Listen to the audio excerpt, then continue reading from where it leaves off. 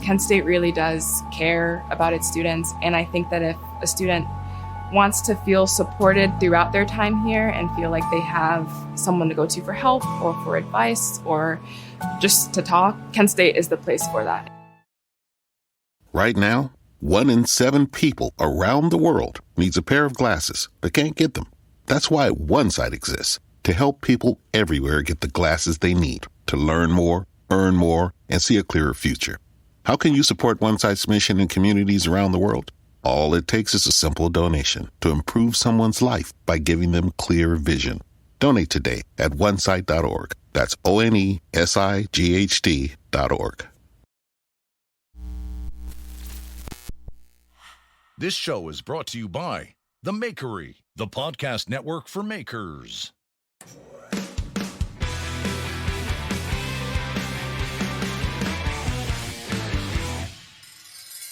Hey guys, welcome to Knife Talk. This is a podcast for knife makers, knife enthusiasts, DIYers, everybody who's looking to maybe get into knife making or want to know about it or whatever. My name is Jeff Fader from Fader Knives. I'm here with Craig Lockwood of Chop Knives and Mareko Momasi Fire Arts.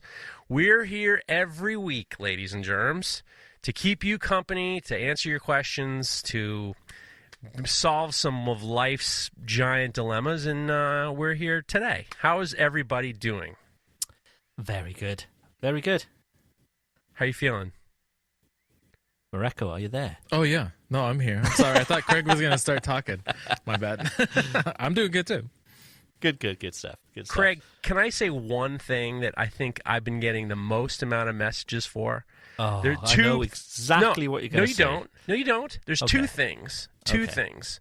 Okay. Number one is the extra special secret show at the end of the last episode where you sang the Bruce Springsteen song. Oh, right. Okay. Was outrageously good. It was amazing. I got so many messages saying, when is the album going to come out?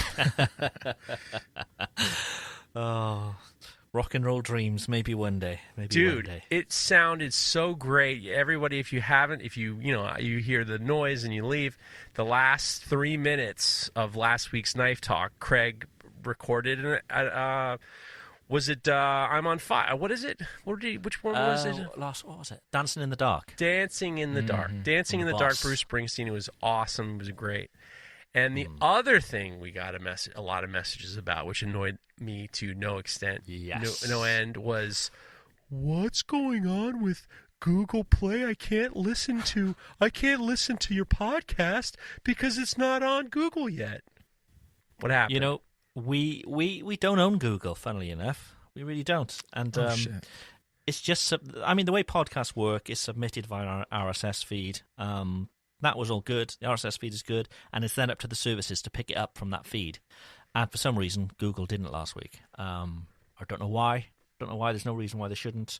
But it's on all the other services. It's on Spotify. It's on Apple. It's on all that, the podcasting apps that have, pick up themselves, Overcast and all those things. It's on all them. So, yeah, for some reason, it didn't hit Google last week. And, it's happened from time to time in the past where a certain service hasn't picked it up for whatever reason. Nothing really can be done, I'm afraid. May I quote the listener? May I quote the listener? Sure. But I don't listen to those other services. I listen to this one. I got a lot of that. Now, if you want, I can call my old high school friend Teddy Lazarus over to Google. He's in the legal office. If you want, Google legal office. he is. He's one of the main lawyers. I can call him up and say, Teddy, get your ass down to the boiler room because something happened in Knife Talk. Yeah. I mean, but at the same time, it's like, take a wrench down and start tightening up those pipes. Let's get it going again. Yeah.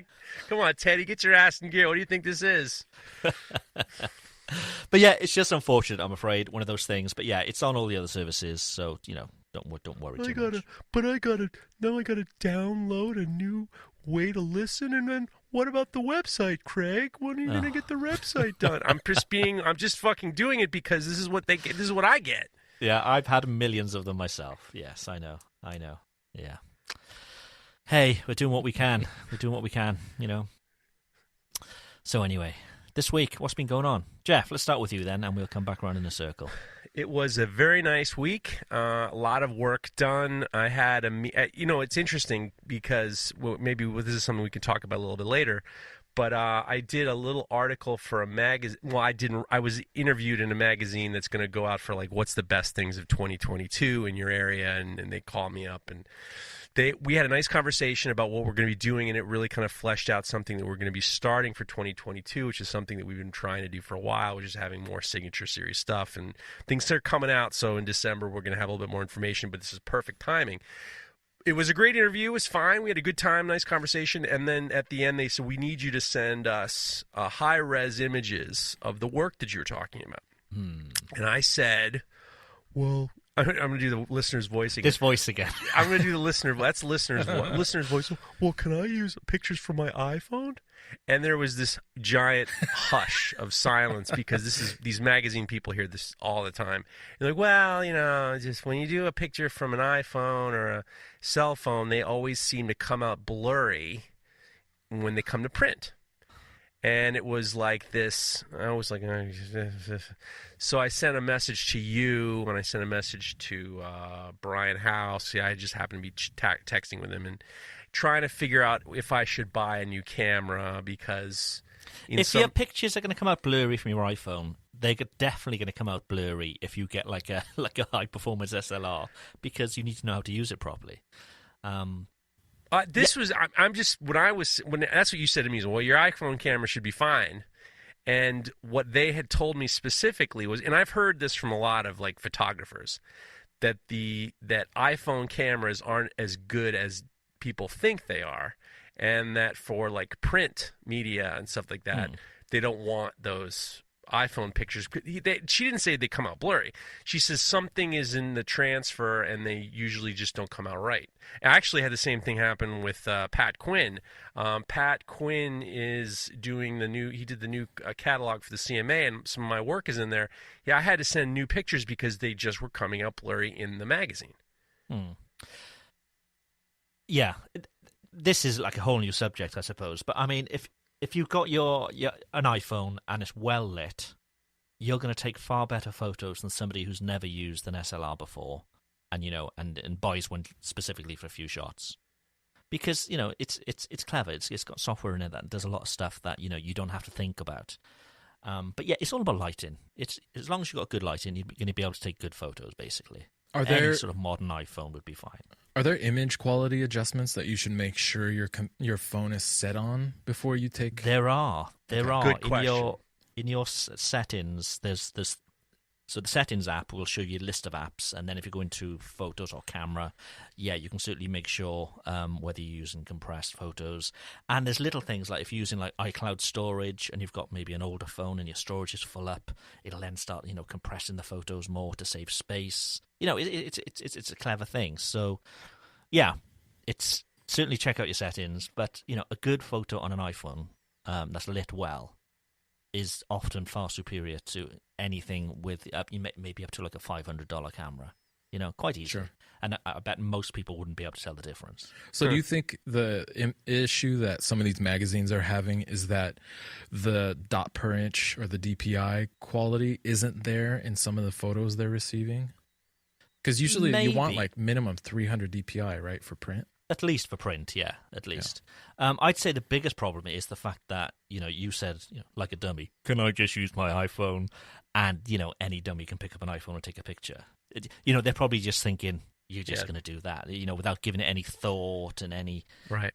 Making sure the light is right, making sure you're not shaking and so, because we've all seen really shitty pictures. And I don't think that's just because it's on an iPhone. I just think it's because the person taking it is shitty at taking pictures, So they probably just lumped you into that crowd of people. Well, rightfully so. I think. I'm not. I'm not. I'm not going to win any awards here. We can talk about this in the after show because I'm sure there's lots of tips that you both have as well for taking photos. So yeah, maybe we can talk about this in the after show a bit more. Well, my tip is I'm going to be having my friend Nico take the pictures. So that's my tip. Top tip of the week. Yeah. Get your professional. Fucking get a Take a professional photo of the do it. stars in your shop and take pictures. I tell you, hilariously enough. So you sent me some pictures, some different types of cameras. Brian sending me pictures of cameras and the prices. I'm sending them all to Tony. He said, "What do you think, Tony? What do you think, Tony?" He's like, "We don't have a friend who you don't have. What about Nico? Where's Nico?" I'm like, "All right, I'll call Nico." Nico's like, "Yeah, I'll be around this weekend." Yeah. So You say to the magazine, "Is this photo of John Travolta holding my knife okay? It was taken with an iPhone." They'd be like, "Yeah, it's fine. It's fine." Hilarious, yeah. So, What else has been going on? with me, I mean, a little bit of this, a little bit of that. I mean, making it happen or trying to. What's going on with you tomorrow? Because before we started recording, you said you had a busy day tomorrow. Do you want to get into I just that? have a million errands to run, and I just outside of the shop, and then plus we have things we have to do in the shop, and then we're running into the city tomorrow, and it's just like it's a lot of organizing your time. It's nothing that exciting. Just life. I mean, it's just it's not going to be relaxing. That's all. Yeah. Gotcha. Mareko, your week. What's been going on? It's been a good week of knife making. Can you rephrase that? You sort of went, "It's been a good week." This week was so good. No, it was a really great week. Sorry. Cut. Rewind. This week was so awesome. Yeah, it was a killer week. It was really good. I felt very productive. I have a new way that I'm cleaning up my blades before I get them into the coffee that I'm not necessarily ready to talk about yet, just because I need to do more experiments to make sure that it is actually the reason that they're coming out so good. Did you get Nico in to do it for you? I need to get Nico in to take some footage, and we're gonna put up a video. And so I've been playing with that. I've been taking knives like from home and refinishing them, like that bread knife and my wife's chef's knife, and the results are good. So I might be talking about something soon. Otherwise, I finished up this Santoku.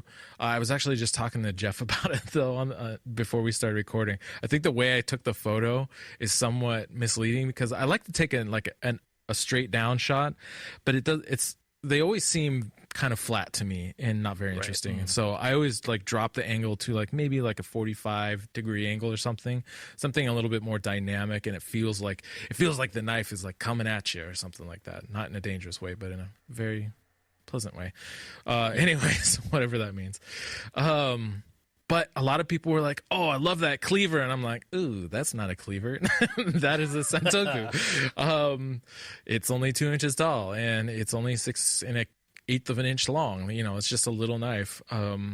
Great go-to knife in the kitchen, but it's not a cleaver." So I'm probably going to be reposting some pictures and along with other video of the handle, because I've tried to get away from using spacer material, and oh man, part of me is now starting to wonder if I should rethink saying this. But anyways, and so especially on Japanese style handles, you usually see a ferrule at the top that's different material from the rest of the handle.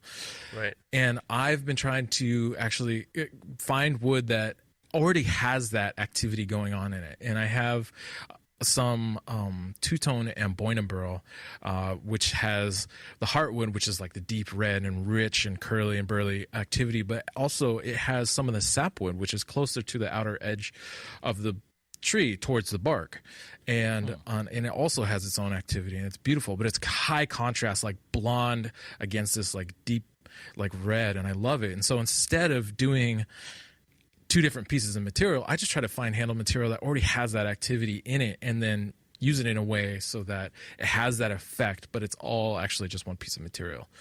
And so part of the reason I'm regretting maybe bringing it up is because now I feel 100 people are going to start doing that, buying up all the material. You'll be able to get it. Dude. Yeah, no, it's Ambonia is so nice. I've gotten pieces like that, and it's that two-tone situation is always really nice. I love it. Yeah. So I got that. And I'm getting ready to ship that out soon. So I don't know how much I've really talked about it on the show, but I've been working on an apron design specifically for me as a bladesmith and knife maker. and we still don't really have a name for it, but we're getting close to getting ready to launch it. They're getting like the final kind of like prototypes put together and getting some samples sent out to people to try out and use and stuff. And so I'm really excited about that because it's a fucking cool apron.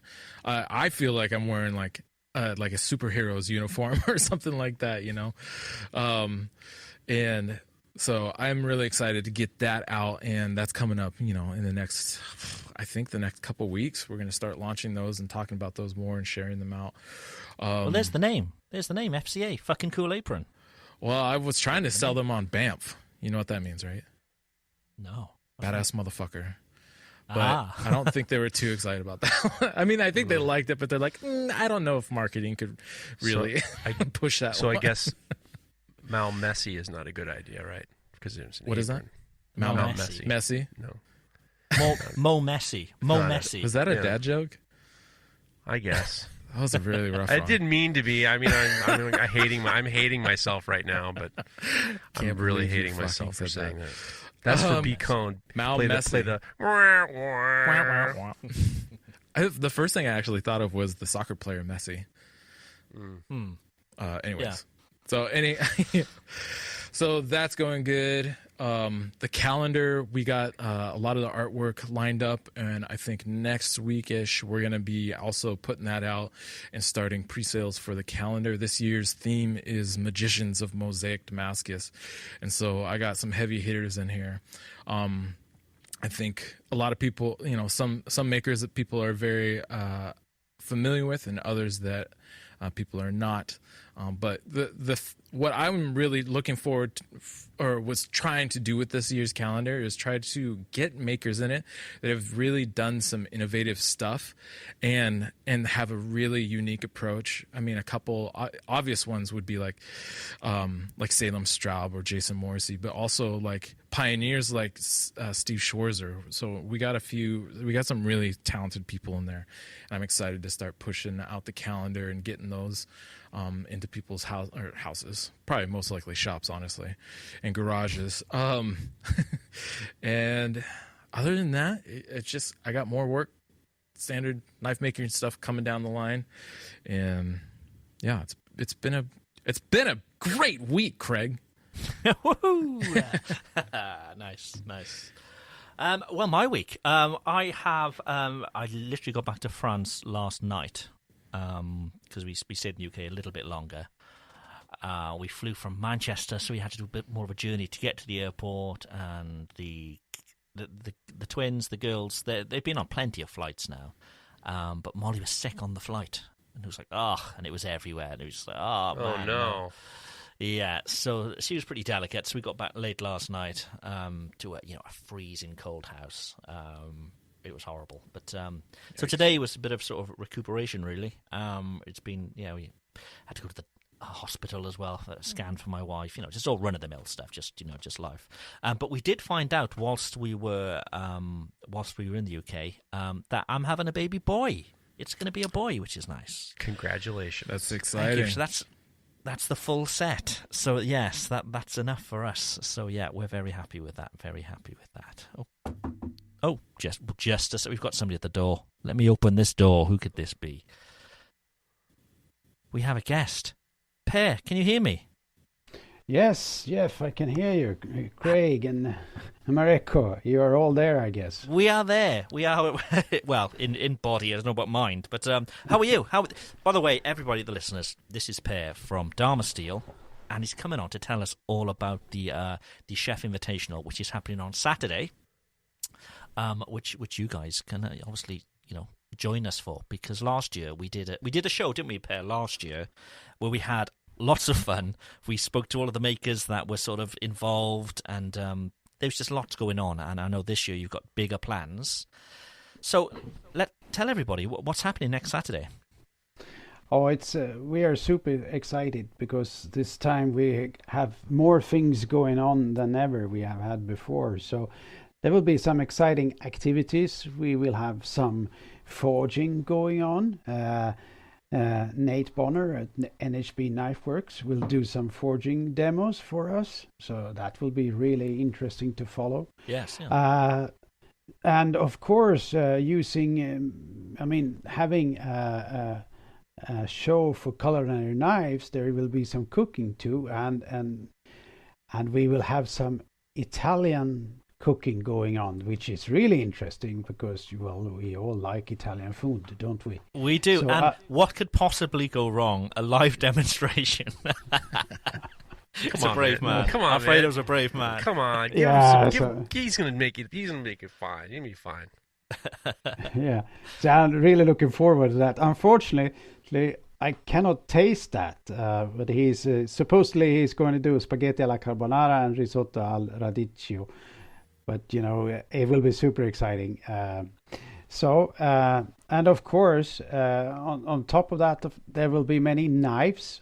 We have 20 knife makers to talk to, and that will be really, really interesting. I know there will be a lot of interesting conversations, as it has been before, and some booths will be very busy, and with a lot of listeners and so on.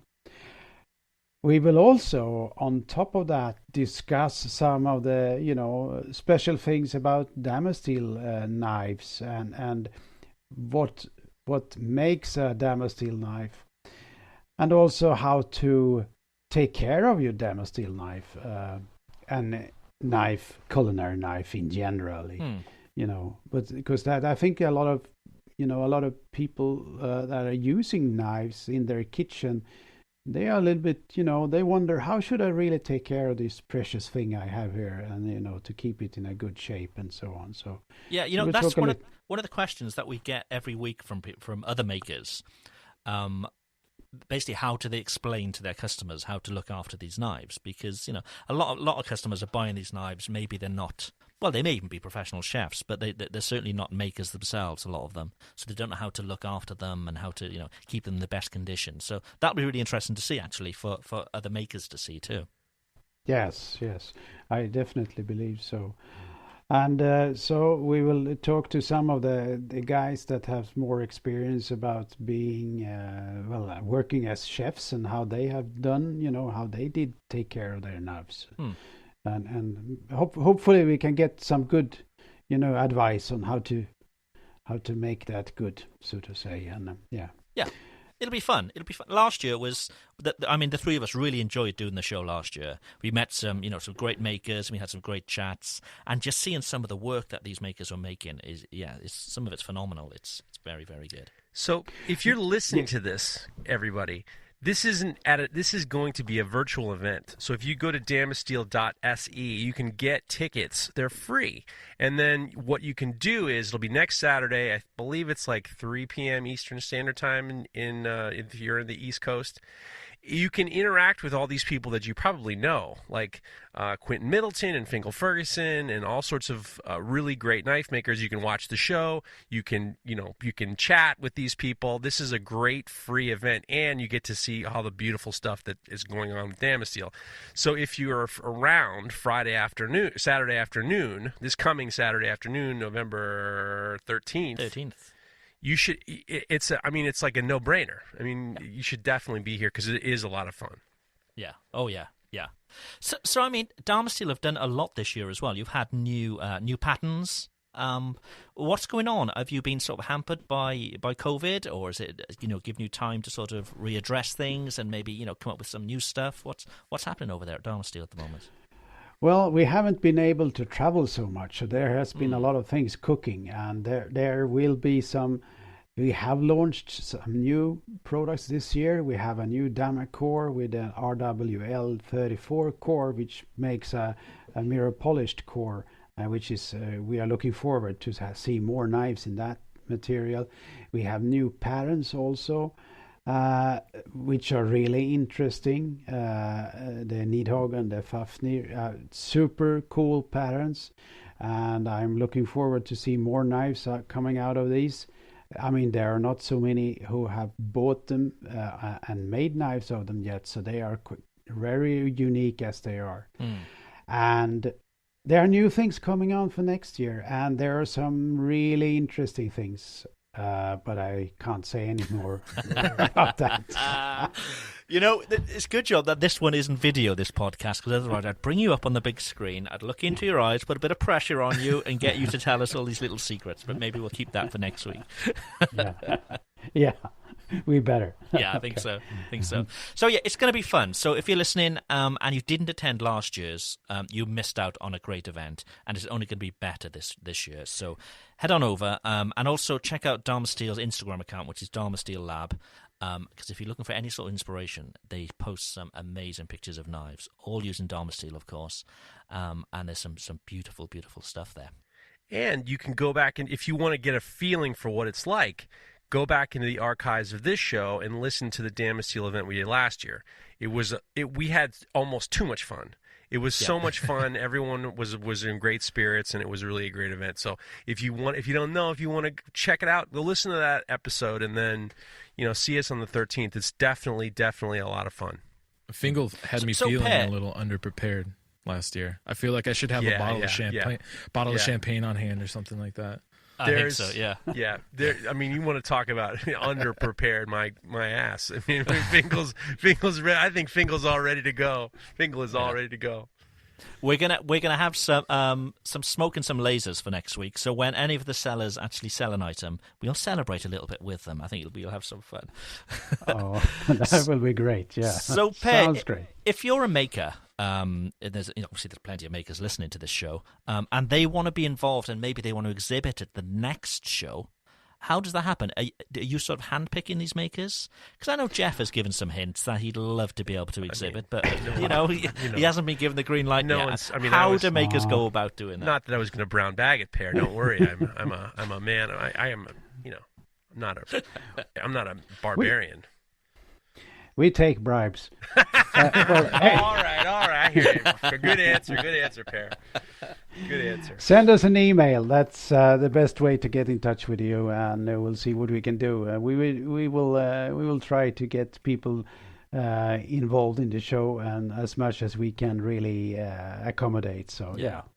I think it's a great thing for the community. I mean, it's a free event for viewers. It's free for the chosen exhibitors. You guys do a lot for the community, so it really is appreciated. That sounds really good. Yeah, that is one of the intentions, of course. So yeah, and I hope that people, knife makers and people watching is enjoying this, because as you have said many times, it's fun and it should be fun. That's the point of it.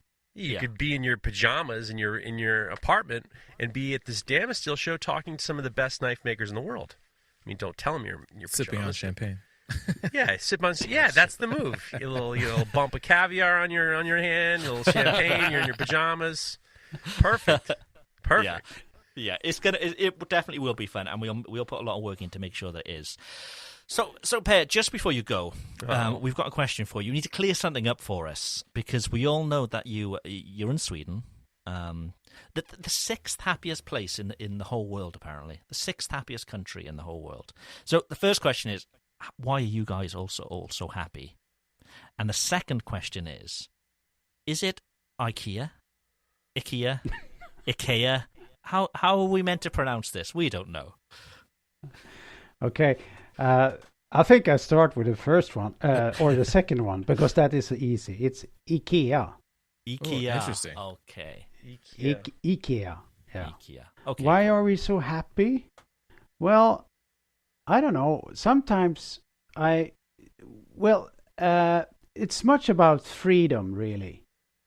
It might sound strange, but there's a great deal of freedom, and people can do, well, sort of what they want. And of course, there is plenty of nature, and it's also a lot of nature focused, but it's also culture. So it's very, it's a lot of different things. It's a big variety. But of course, we are also a homogeneous country. Oh, this is getting complicated. Well, I think it's just because Dharma Steel is made there. Oh, there you go. See, that's all you have to say. My God, that's all you bring it back. That's it. There we go. Well, look, we look forward to seeing you next week, and give our regards to the whole team there at Dharma Steel, and we hope it's going to be, well, we know it's going to be a great event. So yeah, we shall see you next week. We'll see you. Yeah. Great stuff. Thank you very much, Pat. Thank you, guys. Thank you. Good to see you. Bye-bye. Bye. That was cool. Where were we? What were we talking about? We were doing... I was talking about my week. Yeah. My week. Yes, we found out it's a boy. It's a boy. The full set we're going to have. So, yeah, we're very, very happy. But we've come back now, and we've got just 3 weeks left in this house before we need to be out. Oh, my God. Ready for the new house. So, we haven't even thought about packing up or anything yet. And it's just like, oh, my God, it's gonna be a hell of a job. So yeah, we're gonna have a busy 3 weeks coming up. Yeah, that's when you get family over to come help, right? Ugh, yeah, well, yeah. I mean, we've got some Forget it. family over here now, and yeah, but it's we've got to rent trucks and just too much to think about, especially when there's still so much work to be done in the new house. It's Craig, these things are sent to try us. Are there still parts of the old house that you've never looked at or seen? I remember you having that the house. haunted Yeah, third this house story. that I'm in now. Yeah, I wouldn't say never seen because but there's certainly parts we just we close up and we never use. Yeah, right. Creepy.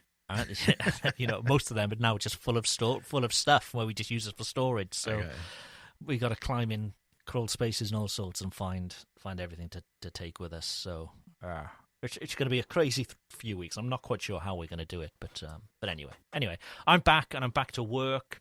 On Wednesday, I'll be having my first one-off Wednesday. So there's going to be a one-off knife available on Wednesday. So anybody who is on the mailing list will have first dibs on Tuesday night. Failing that, it will be for sale to the general public on Wednesday. And that's something that I hope to be doing more of going forward as well, that sort of one-off Wednesday. Hopefully one a week would be quite nice. But you also need to make Kyle Heath a bottle opener. I do. I need to 3D print him one. Yes. Yeah, but we'll get there. So overall, it's been a good week. I ate my way through the UK, so I'm quite happy. What was the Knife best? Talk is Sorry. No, go ahead. Bring Brian back. Knife Talk is sponsored by Even Heat, the manufacturers of the finest heat treat ovens available. To find your next oven, go to evenheat-kiln.com. There we go. Sorry, what were you saying? I was going to ask, what's the best thing you ate when you were back in Wales? Because you are a Gavone. You know that, right? You're a real fucking Gavone. I'd say it was probably not the most fancy of foods, but there's this place called the Bunch of Grapes, which is where my family live. It's like a pub restauranty kind of thing. So it's sort of an upmarkety kind of pub, I suppose. But they do the traditional Sunday roast, which in the UK is very traditional, and everybody has a Sunday roast on a Sunday, and it's it's a big joint of meat and lots of vegetables and all the rest of it.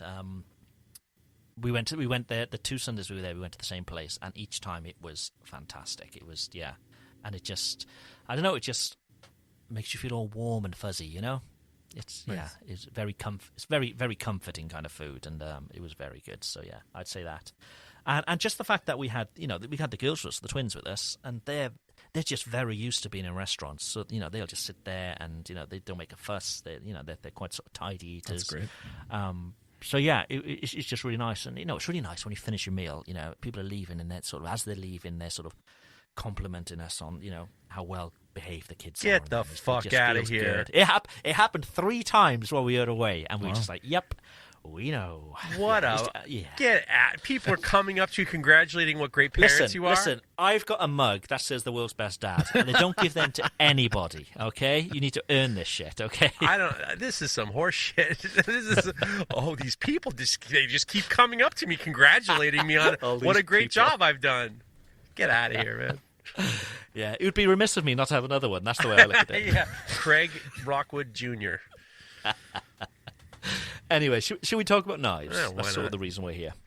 Almost 90% of women have cellulite. And guess what? It's not their fault. We don't choose cellulite, but we can choose a different way to treat it. Meet Quo, collagenase Clostridium histolyticum, AAES, the first and only FDA-approved prescription injectable for moderate to severe cellulite in the buttocks of adult women. This non-surgical treatment is injected by an aesthetic specialist in 10 minutes or less. Individual results may vary. Do not receive if you are allergic to any collagenase or ingredients in Quo or have an infection at the treatment site. May cause serious side effects, allergic reactions including anaphylaxis, and injection site bruising. Seek medical help right away for any signs of allergic hypersensitivity. Tell your doctor about all your medical conditions if you have a bleeding condition or take medicine that prevents clotting. Most common side effects include bruising, pain, hardness, itching, redness, discoloration, swelling, and warmth at the injection site. Ask your doctor about all possible side effects and for product information. If you're ready to get to the bottom of your cellulite, learn more and find a specialist at Quo.com.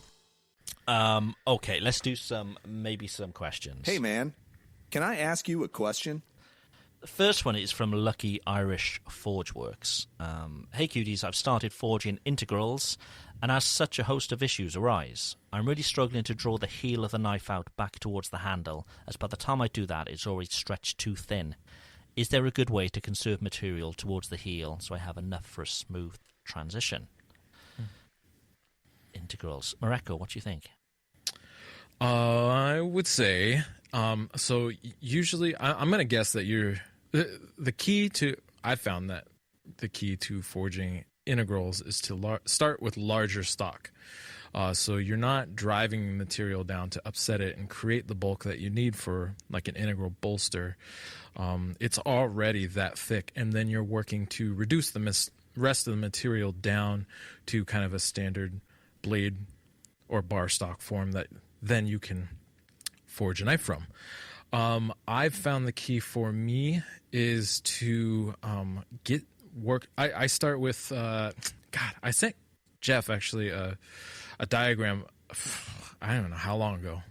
Long time ago. Years ago. Yeah, it's like 4 or 5 years ago now. It feels like. But I was starting with a large rectangular stock. Usually from my chef's knives, I want the heel to be at least 2 inches, maybe 2.25 at the max. And so I'm already starting with a rectangular block of material that is about 3/4 of an inch thick, which is where I want my integral bolster to be at the thickest point. And then, it's how, it's, 1.5 tall. So I already have some of that heel height, just from the sheer height of the billet. And then the length of it varies based on the size of the knife I'm going to forge. And so I start by isolating and driving down material that's going to then become the bolster and the tang. But when I'm doing that, when I'm isolating it, I'm using like a fullering tool on my press. So the bottom die is flat, the top die is like a fullering tool, and it's driving it down. And so I get to maintain that heel height, or that height that I already have of about 1.5 inches. And then I start drawing down that bulk of material that will become the blade. I start drawing it down to kind of a bar shape. But before it gets much thinner than 1/4 inch, I do the work to draw that heel down to 2 inches to 2.25 inches. But the goal of that, and the reason I start tall already, is so that you're already like almost there. You just got to do like 1/2 inch, maybe 3/4 inch of material movement to draw that heel down. And then I go back to then drawing out the rest of the blade lengthwise and widthwise and all that kind of standard blade forging stuff. But the key that I found for me is to kind of start with some of your height already. I have some 1 inch by 1 inch 1085, and that is not ideal for me to forge a 2 inch tall blade. It's possible, but it is a bitch. And what I do is I do a little bit of math, figure out how much material I need in general. And then what I do is I heat the whole thing up and I smush it down height-wise, and I upset the material, and then I kind of start reforming it into basically like my block that I was saying is 1.5 inches tall, 3/4 inch thick, and however long. And that way I've kind of preformed it So even, and I've done that with round stock material too. Like I have 1.25 inch, like Crew Forge V, but that again is not an ideal starting stock for me. I want some of that heel height already in my billet before I even start forging the blade out. So I do a little work to reforge it into a more suitable starting shape, and then I forge my knife out, if that makes sense. Well, it does make sense, and I noticed that that when you sent me that that diagram and I redid it as a watercolor, the idea is starting basically you're starting with a rectangle, and then you're forging in, and it seems as though the question we get a lot, and I get a lot, is it's always the transition of that right angle of the heel. And a lot of times when people, forge it down from a 1-inch bar and it's round or square bar or whatever, they're always kind of forging it out and it doesn't go all the way back. And when they forge it all the way back, it becomes too thin. And once you grind it down, it's a disaster. And then they end up cutting it out. And, Nick Rossi was talking in his video, in his series, that he can always tell when someone ran out of room and then they had to cut into the heel because he believes it should be 90 degrees. And I think that there's a lot more to do with, besides, your idea makes it a lot easier. If you're starting with a rectangle, you already can kind of incise that transition, that 90-degree transition. A lot of this is blacksmithing issues. Yep. And if you guys start taking blacksmithing classes and you understand how to learn how to move material, it doesn't become as difficult. It doesn't become as difficult to understand. Other tricks are, you can, once you've kind of started to make that transition, you can put it into a vise facing down, and you can actually forge into that. You can kind of forge into that corner, and then actually pull some of that material out. There's a lot of blacksmithing issues that bladesmiths or people who wanted to learn how to forge knives they don't want to do. And if you take some rudimentary blacksmithing classes, you'll kind of get a better understanding of how material moves. Yeah. Material management. Yeah, because it's a power hammer leaf. It's really like when we were doing leaf. If you learn how to do a leaf, if you can forge a leaf, you understand how to make those transitions. And I would highly suggest learning how to forge leaves, even small leaves, and then you'll see how you move the material back to make like a spade or something like different aspen leaves or different types of leaves, and it's the same thing. It really is. There we go. Do you want to take the next one? Yes. Anybody? Sharpen Socks says, here's a question. I hate using an angle grinder to cut out blade profiles. Some use metal portaband saws with a homemade table, but that seems a bit small. Is a plasma cutter a good idea? A bit small. If you're going over, most people are not going over sort of a 2-inch heel when it comes to the thickness of the stock. So with a bit of sort of turning things round, you can always, sort of get it in that 5-6 inch. 4-inch. 4-inch maybe. Depends what the weather's like. Pear's gone. Pear's gone. We waited a long enough time. I don't know if they're listening anymore. So now here come the dick jokes. There's usually enough room to get around there and do what you need for unless you're doing maybe I don't know, swords or huge cleavers. I don't know, but I back maybe a year or two ago, I was thinking, I'd love to have a plasma cutter, but I don't know. They just seem like there's a lot of cleanup work on there. Where for the time it takes to use a metal portaband and then get to the grinder, whether it's worth it, I don't know. So yeah, I don't see a problem using a portaband. For me, it was a huge upgrade over using an angle grinder, and they're not expensive. They're really not. The blades can be, and especially if you're using stainless with a portaband, it'll chew through those teeth. But yeah, I think that they're great. They're cheap. They save a lot of time. I love them. Sure. I definitely like the idea of buying the material close to the thick, the the depth of your knife. So if you have a 2-inch knife, you buy a 2-inch material. So you are actually using the saw a lot less, and you can get. I mean, obviously, if you're buying like a 6-inch wide piece of steel, 6 inches by like 36 inches, you're not going to be like schlubbing that around on a portaband. But you could use your angle grinder then just to cut strips, couldn't you? And then once you've got the strips, then you're away. What I do is I usually get 2-inch material, and then I have some 6-inch material coming in. The 6-inch material, you just got to you lump it out with the grinder. You just don't really have much of a choice, unfortunately.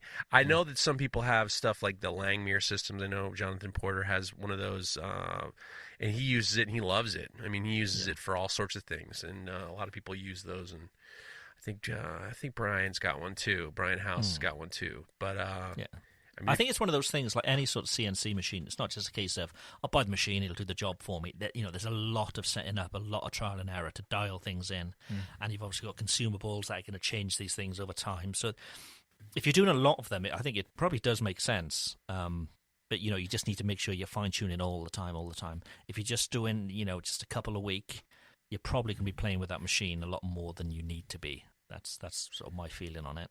I'm always surprised at how inexpensive getting things water jet cut are, even in regards to the overall amount of labor you're doing. So that's something, even if you're saying, well, I only make 25 knives a year or something like that. I mean, it's a pretty slick move. Sure. I was reading it as like a handheld plasma cutter instead of like a whole table setup. Yeah. I feel like that's pretty accessible. Right, okay. Accessible price. And I imagine if you're trying to like repurpose old saw blades or something like that, that's not necessarily something you can throw on the portaband. You could break it down like generally using like an angle grinder and then take it to the portaband, but then you probably have to also put it through some like annealing processes, so it's easier. You can cut easier on the portaband. But I think plasma. I mean, I honestly have no idea what a handheld plasma cutter costs. But I know you gotta. What is it? You gotta have like probably at least 220, and you gotta get a compressor to work with it, right? Jeff, you would know better than me from the fab shop. I mean, I don't. You might be able to probably get away with 120, maybe. Oh, yeah. I don't know exactly, but yeah, you need a compressor and their consumables, and you bring up the point that I always think about, which is, the heat from the plasma cutter. You're gonna have to do some normalizing, I would imagine. I mean, if it's gonna get over a certain temperature, you're probably going to have to normalize. And I always get really worried, especially if you're doing with stainless in regards to what you'd have to do afterwards. Obviously, I was talking to Porter. Porter was saying that his system, he's got water underneath or something like that, and you can, it's so cold once it's done, you never have to worry about that. But I don't know enough about it. Or you give yourself enough room that you could just grind out and. Yeah, and that was going to be my next point. Is if you are cutting with a handheld plasma cutter, you don't want to be right on the edge of your profile. You want to probably give at least 1/8 of an inch, or maybe more room, especially if you're new at it. Maybe 1/4 an inch around the outside of at least along the cutting edge of your profile, so that you can grind past the melted. I mean, basically, you're melting the material, and that's nothing you want on the edge of your cutting of your knife. But yeah, that would be. I think a plasma cutter isn't necessarily a bad idea, especially if you're going to be repurposing materials like old bandsaw blades and stuff like that. It could be a quicker way to get at the material and start cutting things out. But I do think if you are getting in strips, I think just use a porter. That's what I've done in my experience, is just using a portaband to cut away material. It's about just figuring out the proper layout to conserve material and also suit the machine you're cutting it on. But or just get better with the angle grinder. Do you want to take the next one, Mareko? Yes, I do. The next one is from Minutemen EDC. He says, "Hey, cuties, I got a question. When doing stock removal, is there still a need to normalize, or can you go straight to quench temper? Thanks, guys. Love the show." I think it goes back to the previous question, really. It depends how you're cutting out your profiles, I suppose. Certain steels are ready to heat treat. Certain steels aren't. I believe. I'm under the impression. Yeah. Like, I mean, when I use 1084, I always normalize it. Always. And I've always had good experience with it, but I'm under the impression with like stuff like 52-100, you don't have to do that. Am I wrong? I don't with 52-100, and that's the only carbon steel that I use, really. Yeah, I don't, and I've never really had an issue. Right. I would probably at least do like a spheroidized anneal or subcritical anneal on the material, if you stock remove and do all that business, and then just do a simple, like a short, like half-hour cycle or something like that at 1250, especially for high carbon. When it comes to stainless, that's a whole different game that I'm not familiar with. I would advise either talking to somebody who does know it, or go check out our friend Laren Thomas's book. Maybe ask for it for Christmas or whatever. Shopping season is upon us soon, so we've got to get him back on. It's the show, a great resource because it was such a great show when he was on, and we have so many heat treating questions, and my heat treating is I do what works for me. I don't know necessarily whether it's the best or not, but I know it works for me. So yeah, it may be good to get him back on if we could. Yeah, we almost had him on, but he was going on some camping trip or something. Spending time with his family. What a jerk. No, where's the commitment? We reached out to him, and he was just like, "Well, I'm going to be camping somewhere." So that's back to listener voice again. What else we got? Anonymous. Why could they be anonymous? Hey, Knife Talk. I was wondering if you could talk tips on how to hold blades while gluing up handles on stick tangs and full tangs of different size blades. Also, how do you hold the blade on stick tangs so there's downward pressure, etc.? What kind of glues you use, etc. There's lots of etceteras in this. Yeah. Are you fitting blades up tight in a slot or filling a larger cavity with epoxy, etc.? Special clamping techniques, etc. Yeah, etc. I know why this person's anonymous now. God. Etc., etc., etc. I'm with you. Don't worry. Your secret is safe with me, my friend. Let's break this down. If you could talk tips on how to hold blades while gluing up handles on stick tangs and full tangs of different size blades. Not quite sure what he means there with regards to full tangs, but holding blades while gluing them up. I mean, what do you guys do? I mean, I got advice on hidden tangs if you guys want. Okay. I would go check out Eliane Blanc's Instagram. She has a great clamping system that she came up with. And basically she has some what look like maybe 2x4 scrap material, wood material, that she cut out the profile of the knife. What I've seen before is people like use a quick grip clamp and just clamp it and just clamp the tip with maybe a little bit of wood at the tip.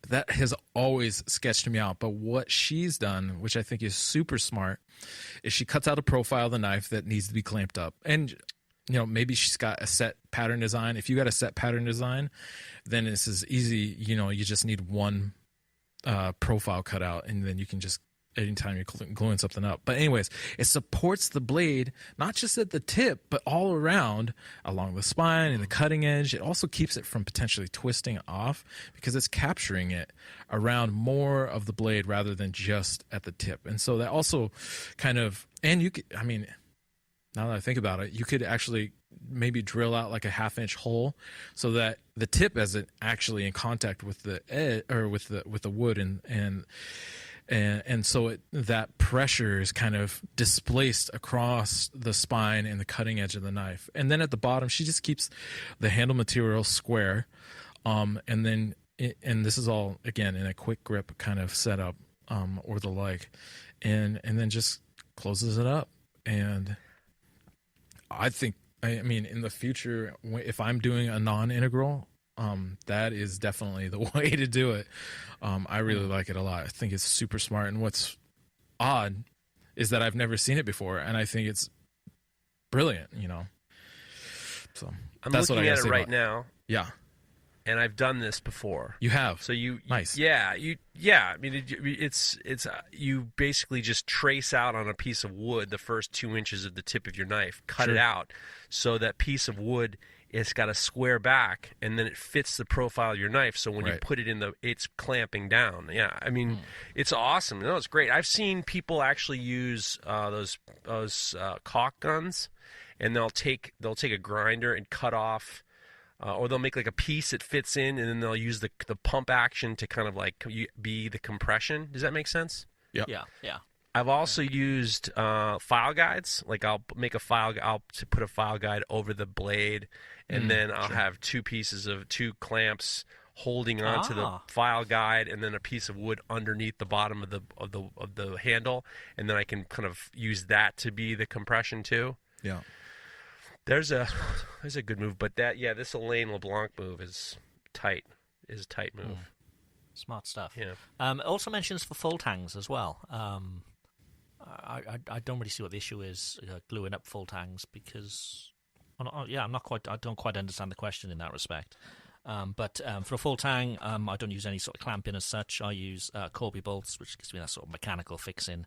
But I will also use just a couple of spring clamps because that serves two purposes of one, holding things in place whilst I do the Corby bolts, but also holds the blade off any sort of workbench or wherever I'm leaving it to set to dry. Right. And I just put some greaseproof paper underneath, stick them on the spring clamps, use as a sort of stand, if you like. Simple as that, really. One thing I will say that a lot of people don't realize, and I learned this in fabrication, is your bolts are not clamps. So you don't want to tighten something down. The bolt isn't meant to be the thing you tighten to make compression. You want to clamp everything together, and then you want to cinch the bolt up so it meets the compression without going crazy. That's why people break things off all the time, because they seem to think that the bolt is meant to be the clamping system. It isn't. They're cranking too hard. Yeah. You get it to where it's supposed to be.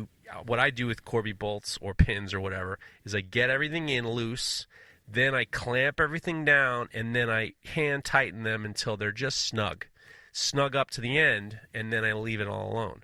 I think there's this weird misconception that like bolts in and of themselves is the clamping system. No, they're not. It's meant to meet up and be at the tightest point, but your clamps are what's going to get you there. Yeah. And if anything, by doing those up too tight, you may sort of, it depends what material you're using, but you may get some sort of bow in the end as well by doing it too tight. Right. So, and shearing off Corby bolts when you got a pile of glue is for the birds. It is for the birds. Digging it out and then getting a little thing to knock the other part out. And that's for the birds, man. Don't cheap out on really cheap brass ones because they're so soft. It's ridiculous, Yeah, all Corby bolts are not made the same, guys. I've actually had we talked about Corby bolts a couple years ago. I got some Corby bolts where the thread is like so thin and so little and so puny that it's just like, why did you even send these to me? I mean, it's like, it was so bad. And then you got to find someone who makes good Corbys that you like and then go with them. But know that, some of these Corby people are not good. And the one thing is PS is make a measuring stick or like a little pin so you can figure out on the female end how deep the hole is. Because sometimes they machine them out and it goes past the shoulder. So if you're grinding everything down, all of a sudden you see a hole. It's because the fabrication of the Corby bolts was incorrect, and then you'll see a little bit of a hole. It's because they've machined them wrong, and then that's a drag. Then pull them out. You know a good hack for making that measurement, Jeff? Go ahead. Calipers. Usually when you open up your calipers, there's a stick or a rod that comes out the backside. Yeah, the depth bit. Yeah, and so you can just measure using that. I have a hack on how to get them out. Super duper easy. Okay, let's hear it. If you get that hole, and you know you got to pull it out, you drill it. You got to get some. There are these bits. They're screw removers. Oh, sure. It's basically it's like different sized threaded drill bits almost, but they're in reverse, and it looks like almost like a tap. I don't know what they're called. I think they're called it's a screw outer. It's a screw extraction kit. Screw extraction kit. So you drill into that, then you get your screw extraction, and it should pull out. And especially if everything's all corbied up, all epoxied up, you should be able to pull it all out. Now, the most important thing is you drill it in, you put the screw extraction in there, you get it out. But before you do any of it, you put a clamp on around wherever that you have to extract that Corby bolt is, because you don't want to be jerking around and then pull the whole fucking thing out. You can try to extract the screw. You put a couple clamps around where that screw is. You drill the little hole. You get your screw extractor out. Bingo, bango, bongo. Re-drill the hole. Put in a new Corby bolt and bada bing. Whatever. I don't know what the expression is. Bada bing. Yeah, that's right. That's it. Bada bing. Bing bong. That's it.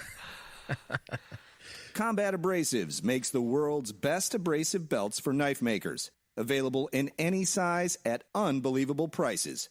Go take a look at combatabrasives.com and get 15% off with promo code KNIFETALK15. Do it now. Every time he gets me with that. 15% off. You know it makes sense. And lots of you have done, because I get an email every time somebody buys stuff, like confirmation from Combat, every time they use the code. And lots of you are. So yeah, keep doing that and keep making those savings. Geoff, do you want to do one more maybe, and then we'll go to something maybe a bit more interesting? We got tough scenario. Wait, you think we're being too helpful here? Is that what you're trying to say? We've only been doing this for 4 years, every week. I mean, come on. Yeah, we do have tough scenarios, and we do have listener feedback. But here's one more question from. Oh, this one comes from J.D. Eiler. You know J.D. Eiler? He's a good dude. Hey, cuties, any tips for bulking up some of that muscle on your non-hammering arm? I don't want people to think I've been cranking my hog all weekend. I don't want people to think I've been cranking my hog all weekend after hammering some knives out. Cheers. Just got to do some switch hitting, that's all. There you go, switch hitting, yeah. Some push-ups. Do you guys do that? I'm not talking about cranking your hog. I mean, I'm talking to you. Do you switch arms when you're forging? Do you ever switch arms? Are you lefty or you're right? You're lefty or righty, right? Right. Okay. I mean, okay. I have forged left-handed.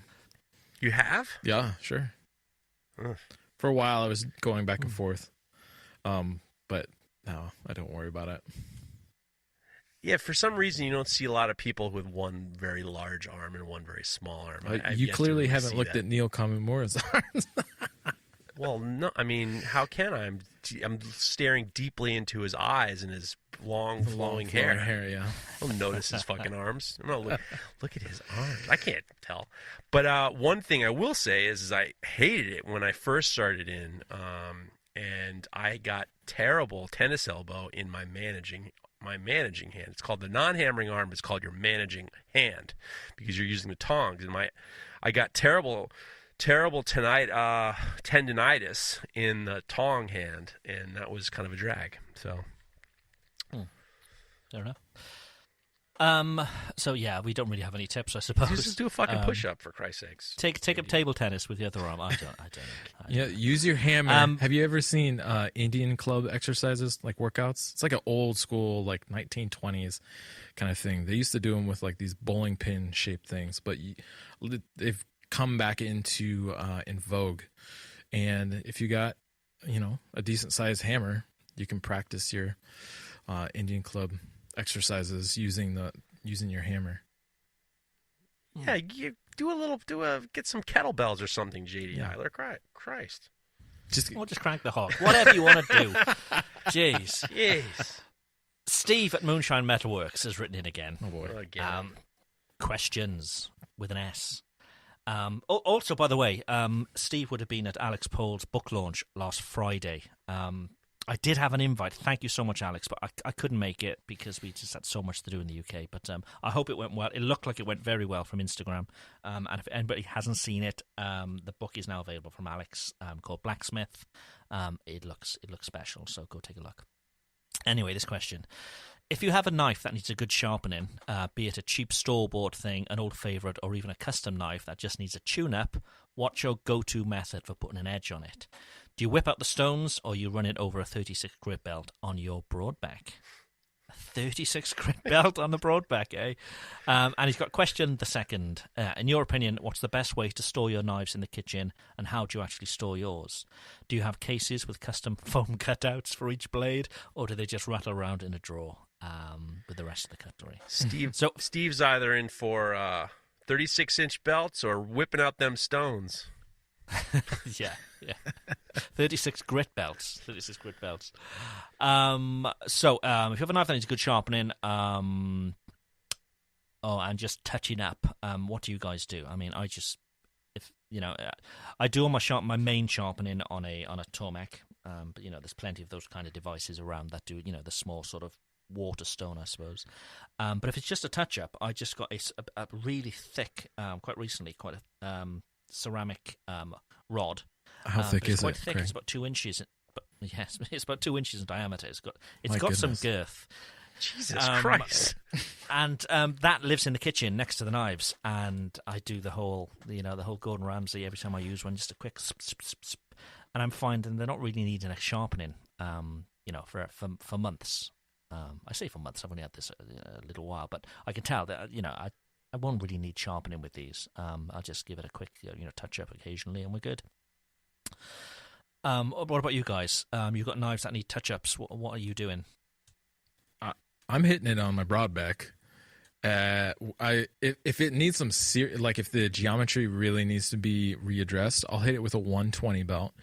Otherwise, if it's in decent condition, I'll just go straight to a 220, and then I will hit it on a stone really quick. Just kind of strop it, and kind of clean up a little bit, and then it's good to go. Well, the stuff in my house, I like that ceramic cone a lot, and I think that the misconception is with a lot of people is if you let the knife go until it's like a butter knife dull, if it's like super duper dull, then you need to go to the get it off the stones and get squared away. But I am surprised. There's one knife I've been using for 2 years.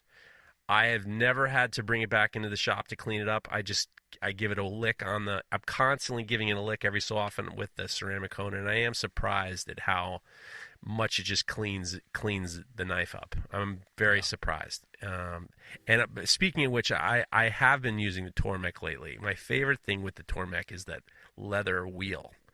That's how I finished. Tormek. What did I say? Tormek. They're very good. I said Tormek. Didn't I? Mech or Mac? I say Tormek. Mac. It must be your strange twinge. I use my Tormek. My Tormek. Yeah, my Tormek. Hey guys, I'm using my Tormek here. I get the leather Tormek out and I give it a whatever. I don't know. I got nothing. I'm still thinking. Hey, I'm Tormek in here. There you go, Vault. Yeah, that's it. Okay. And the question the second. In your opinion, what's the best way to store your knives in the kitchen, and how do you actually store yours? Do you have cases with custom foam cutouts, like a Bond villain would have? No, I don't. Magnets for me. Make sure they're very dry before they go up. But yeah, magnets, so they're always just visible. I can grab them quickly. They're safe, out of the way of the kids. They're not rattling around with blades touching other blades. Yeah, that's what works for me. I got a magnet with a sort of a wooden veneer over it, so it's quite soft. It's not going straight onto a metal magnet for scratches. It's got like a wooden veneer, and they seem to work quite well. And I've got a few meters of this actually in the kitchen, so look at you. It's easy. Wow, look at you. Anyway, meters. A few meters. What about you guys? What do you do? What do you do, Mareko? Well, I have one beater chef's knife that I use to basically I beat the shit out of it doing dumb stuff, and then I have my nice chef's knife that was one I built myself, gave to my wife as a wedding gift. So our kitchen's weird. It's got in the corners there are these tiny little drawers that are maybe only 4 inches wide, but they go the full depth of the counter, and so I just, the chef's knives stay in there, and then the other smaller knives actually go in a different drawer, and they all have their own little. So they have a drawer each. That's more indulgent than the custom foam cutouts. They have their own drawer each one. Exactly, and so the small knives all have their own individual, little, just simple paper sheaths, because they're also just little beaters that we don't kind of give a shit about, and so they live over there with like the kitchen shears and other stuff. I would like to get a magnetic block, but I don't really have a good place for it. A drawer block would actually be more ideal, more efficient way of kind of keeping those things stored. I did see that Nick Offerman Workshop just put up some magnetic bars that they're doing in their workshop. Look pretty cool. Oh shit! I forgot to turn off my air compressor. Off to Jeff. I'm going to turn off my mic. I've done that, but I've done that too. The compressor is annoying. I actually, you can get these inserts that fit inside the drawer, and then you just measure the drawer, and then you cut the inserts down. IKEA do them. IKEA. That's not how you say it. He didn't say the IKEA. IKEA. So, I think you screwed it up. The emphasis was on you the confused A, me. the N. Now I don't know. I have no idea anymore. So let me call him back up. Give me a the second. E is kind of flat and the A is emphasized. All right. So there you go. So so that's my favorite. I don't like knife blocks. To me, number one, I don't like stuff on the counter. I hate stuff on the counter. Sure. And the other thing is, I'm always thinking there's such gluck in there. Like, I can't help but think that there's gluck is the right word. I actually have the one knife block that I like that I would get is it's like a rectangle, and then the inside facing up, not at an angle, straight up and down, and they have like wooden sticks or sticks inside, like tons of sticks. Yes, so you can put a ton of different ones in. That would be the only type of block I'd probably get. But at the same time, like, I don't want all that shit out there. I do like, I have one drawer, and I got this, it's like a long insert. And then I measure the drawer, I cut the insert down, I got everything in there. And that's what I do. And nothing's rattling around, and but I don't like, I'm always afraid of those magnets. I'm always afraid something's going to happen, something's going to fall on someone's head, or you're going to have the the mixer going, and the vibrations are going to like make it run down the side of the thing. Magnets are like, those scare the shit out of me. They're pretty strong. Yeah. It would take some serious effort to pull those off. But Steve, your biggest concern really in the kitchen is still your coffee, I think. So sort the coffee out first, then maybe move on to your knife storage. You'll be fine. A spoiler alert, I got a message from Alex Pohl that he might be coming to, he and the Forge guys might be coming to Maker Camp next year. And he wants to do a head-to-head competition against me, the modern Forge guys in the Forge. So I told him we're not really like competitor guys, but I'm like, if you're game, I'm game. Talk to Cliff and John, but I mean, we want to have some sort of, friendly grudge match. I mean, I'm not mad about it. He's a big dude. There's some guns in that shop, I can tell you. Jeez. Whoa. So, shall we do some... what have you got? I got listener feedback. I got tough scenarios. I'll just read you a couple of the listener feedbacks. I do love the listener feedbacks. Rock Durant. Remember Rock Durant? He was the guy who a couple weeks ago said that this is an update plus a little question. He was the one who said that his girlfriend or his wife's parents don't like him, and he wanted to know what we should. We told him what he should do, and I think we gave him a lot of different answers. I don't think we helped him at all. Is he now single? He says, "Hey, I want to give you a small update. I've decided just not to talk to her parents until we have a mutual respect or understanding." But I have another question for you. Yeah, so he listened to. One of us said do it. The other one said don't do it. The other one said do it. And I'm like, I don't listen to any of you guys, which I appreciate. Rock, you're the man.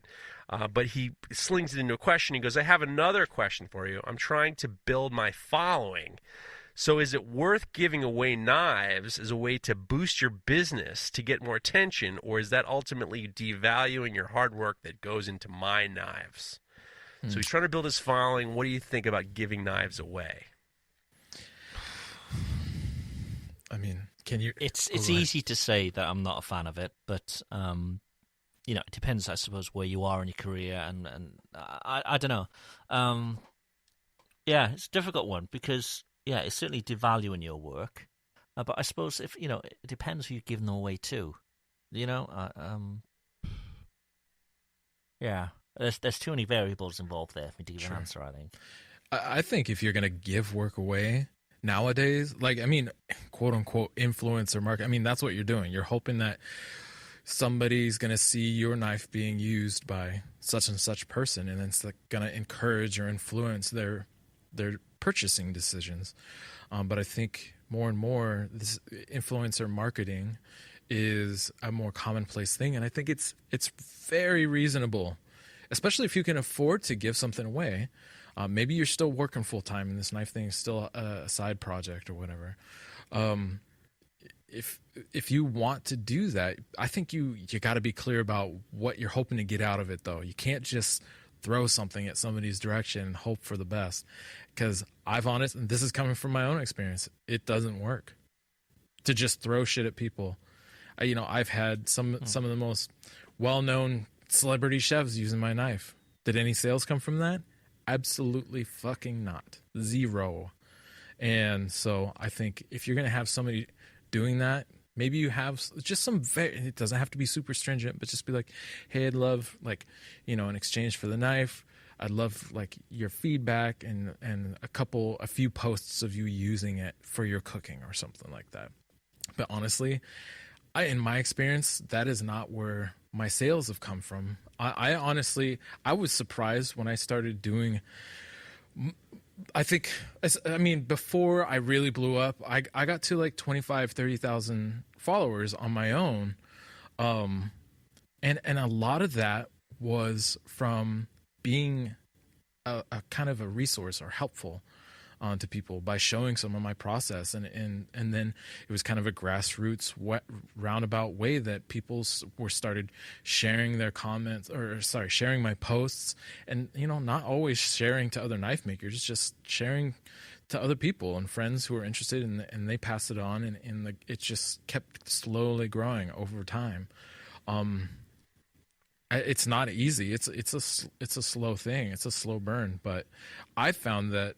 In my experience, the greatest way to build kind of loyalty and respect for you and your work, it has been through being helpful to other people in sharing. At least for me, has been in sharing my process, as well as if you're.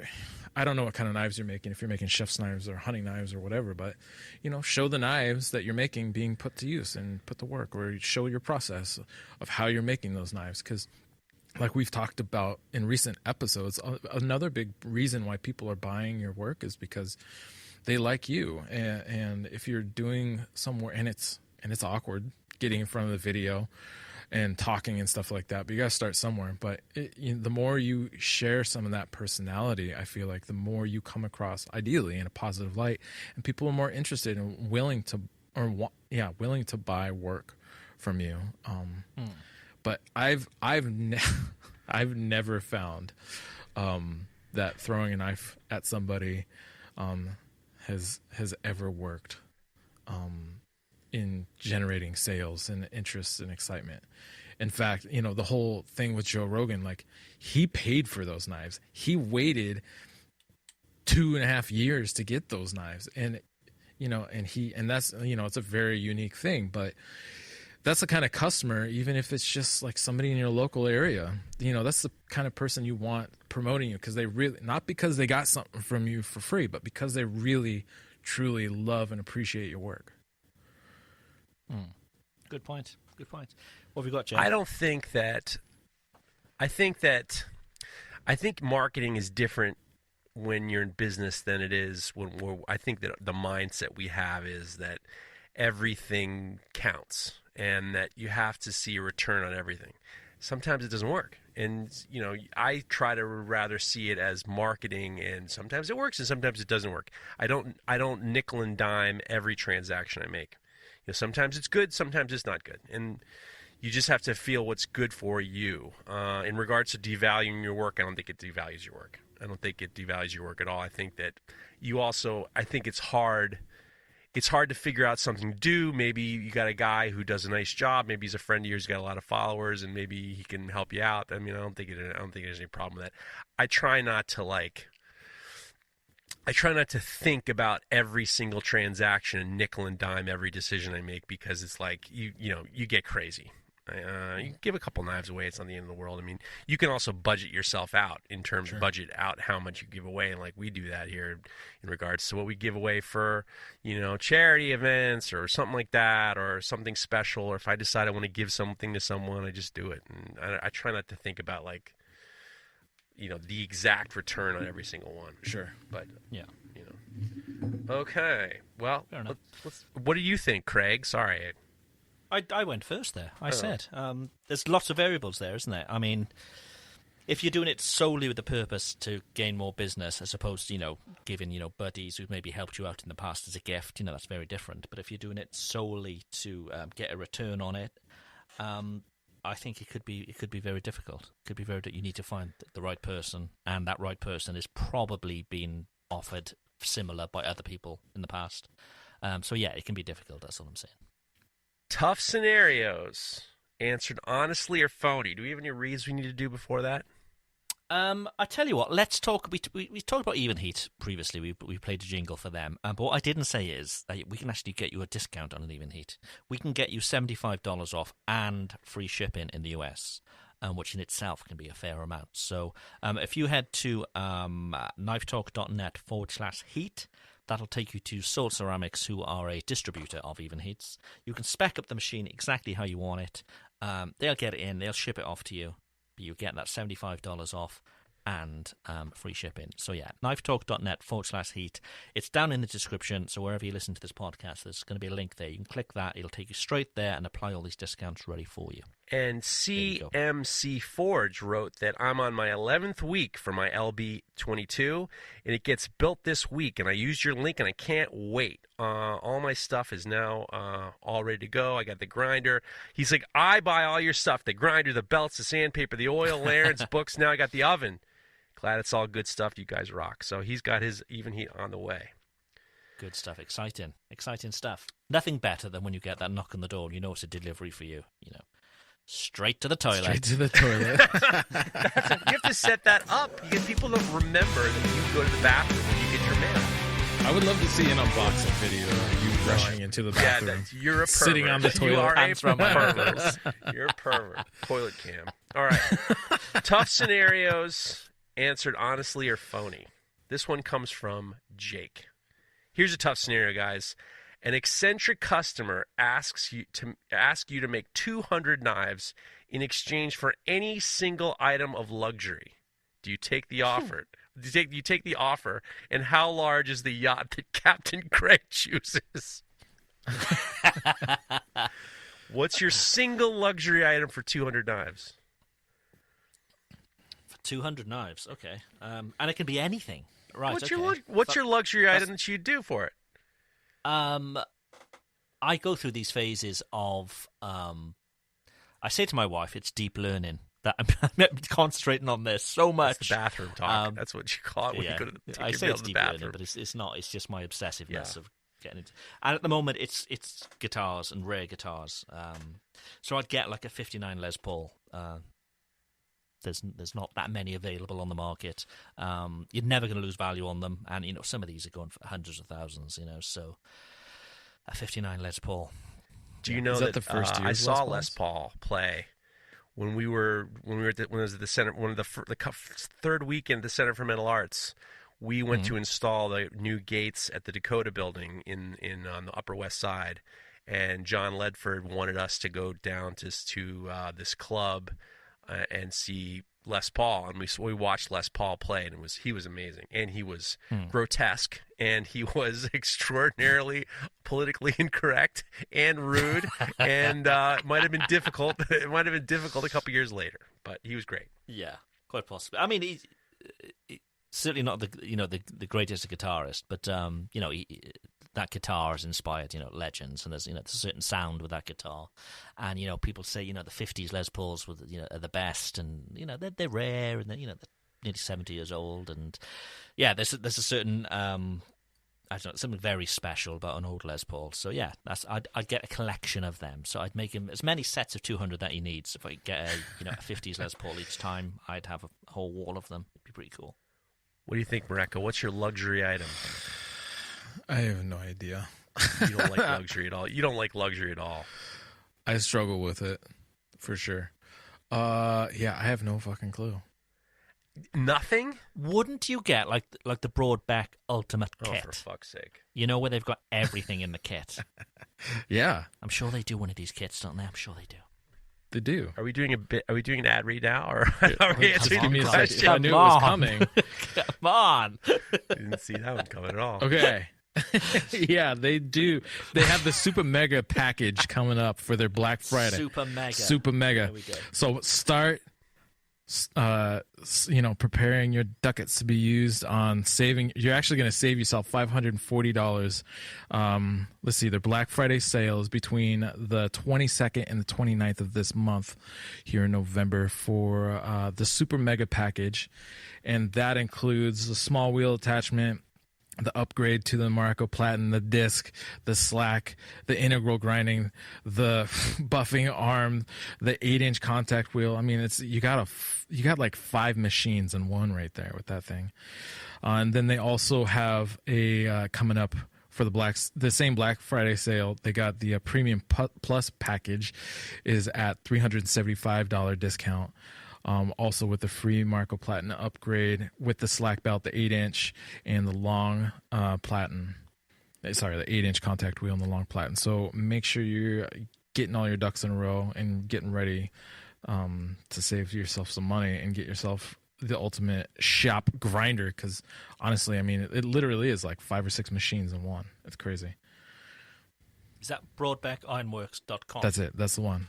That's where you want to go. And then you can make yourself another 200 knives. So basically, you've got a money-making machine that you've got. You can make as many as you need. I'm not letting Mareko go. You're coming up with I know that you have this feeling towards yourself that you're not entitled to materialism and happiness, but this isn't full blast. We're not going all fucking figure what you now. can't Come think on. of one thing. I mean, I can think of one thing. My wife sends me houses on Realtor, on Zillow that she likes. I would get a new house. Get a new house. Okay, I mean, if that's yeah, it's a luxury. Yeah, for me it'd be a pretty sweet luxury. Yeah, I think okay, then maybe a Rambler, like a 3-bedroom Rambler with a giant, like a nice 10,000, maybe 5,000 square foot shop on 10 acres or something like that. That would be pretty fucking sweet. Nestled up against the hills and maybe a creek flowing through it. Viewing Mount Rainier at sunset. That'd be pretty sweet. This is like a Bob Ross painting. Yeah. I can see went this. from I don't want anything to very specific. Something very specific very quickly. I didn't know that was in the cards. I mean, yeah, of course. Listen, these questions are very flexible. We can do whatever. You can say whatever you want. Say, I want to get a boat. It's our show. We're in control. Geoff, your luxury. Oh, sorry, your house. Wasn't it? Yeah, House. Definitely. We get an. Can you describe it for me? What's the view from the bedroom window? It. Don't worry about that. I'm getting my wife a new house, and then I might get a BMW. I like BMWs. I get a BMW. Okay. This one is anonymous. I'm working on a budget handmade chef knife. Does this defeat the purpose of handmade? I love giving people cutting performance, but price can be a big stumbling block.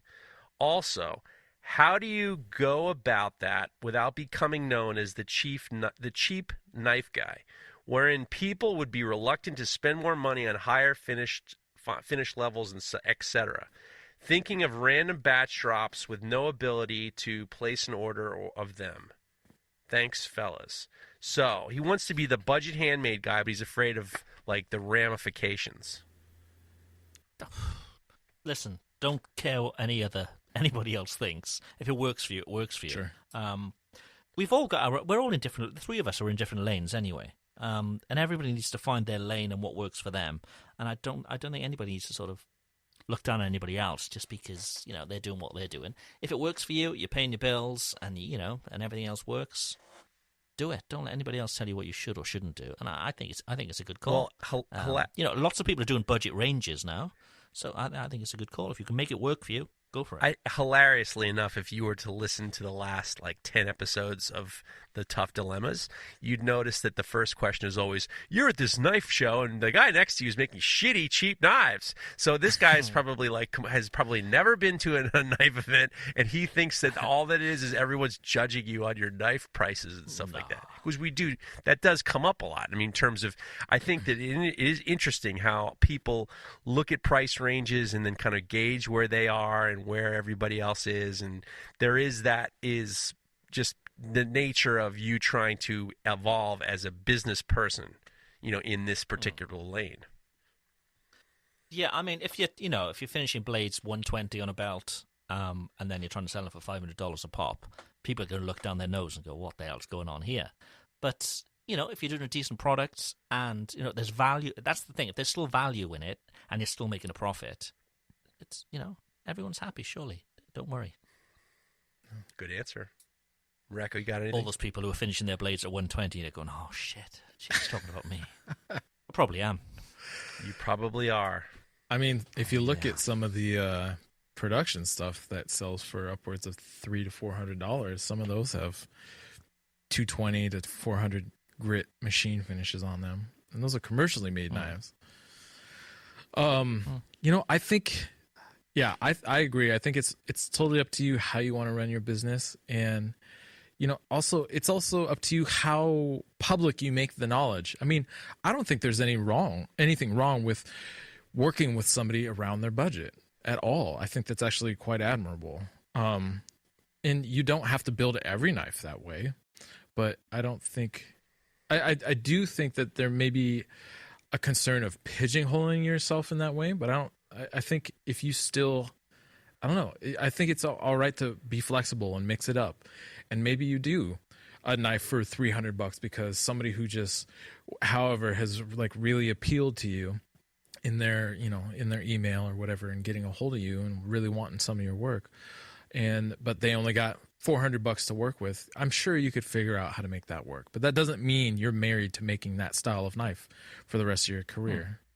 I think it's all up to you. And again, nobody, whose fucking business is it how much you sell your work for anyways? Can be so it can vary so widely based on the actual materials used and the kind of the intensity of the Damascus pattern, or if it's an integral there's so many variables. And so I always tell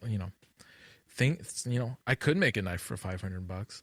I don't think it would be my best work, but if somebody needed a knife from me and they only got $500 to work with, then I might be able to work with them. But otherwise, there are also a lot of really great knife makers out there, and I would be happy to refer. And I actually did that recently. I referred them to somebody else who's in a better position to serve that person. So I don't know. Yeah, and nobody knows your volume either. Right. You could be moving a shit ton of knives and making a hell of a lot of profit every month by doing, knives that, cost less than what people would expect. And, if so, good on you. So don't sweat it. Do what you need to do. Yeah. I mean, I think... God, I just turned American. Don't sweat it. Don't sweat it, man. I think there are a lot of makers, people would be surprised, who are selling knives at, maybe $400 or $500 range. Or even $300 to $500 range, but because of their volume, they're doing $100K plus a year. And so again, it's just up to you and how you want to run things. That's nothing to turn your nose up at. That's for fucking sure. Yep. Andy Neal. Andy Neal's got something. He's got a different type of question. Here's a tough scenario, guys. A zoo has to euthanize an elephant for legitimate reasons. Oh my God. Not interested. Strangling, I'd say. I like that. I read the first thing, fucking zoo. And then all of a sudden it's euthanized for legitimate reasons. legitimate reasons. These nasty elephants. This fucking elephant's got to go. They ask you to use its ivory to make a knife that will be sold as a fundraiser. Do you do it? Obviously, your costs are covered. Oh. They're euthanizing Bessie's got to go. The old bat's got to go. She stopped somebody. They got to knock her out. Do you make a knife with her ivory? With the ivory. It depends how it's framed, I think. I think this could be a good thing to highlight the plight of ivory, maybe. I don't know. It depends how it's framed. But if it's just a case of, look, this elephant's just dead, should we just take the ivory and make some money, make some knives, sell it as ivory? No way, and there's no way in the world I'd do that. But if they were doing it, consciously to, make a point, and this is going to get some sort of marketing out of it that, ivory isn't a good material to be used, possibly. Yeah, I suppose there could be some sort of spin on it that could, be a good thing. You think so? I'm not explaining this very well. You think so? Fucking yeah, I take the money. Yeah, nice. I'm trying to put some sort of spin on it. And the elephant's dead. Jesus Christ. Hey, not yet. I didn't kill him. He's already dead. Personally, I wouldn't do it because there's no spin. You're still putting value on something that is frowned upon.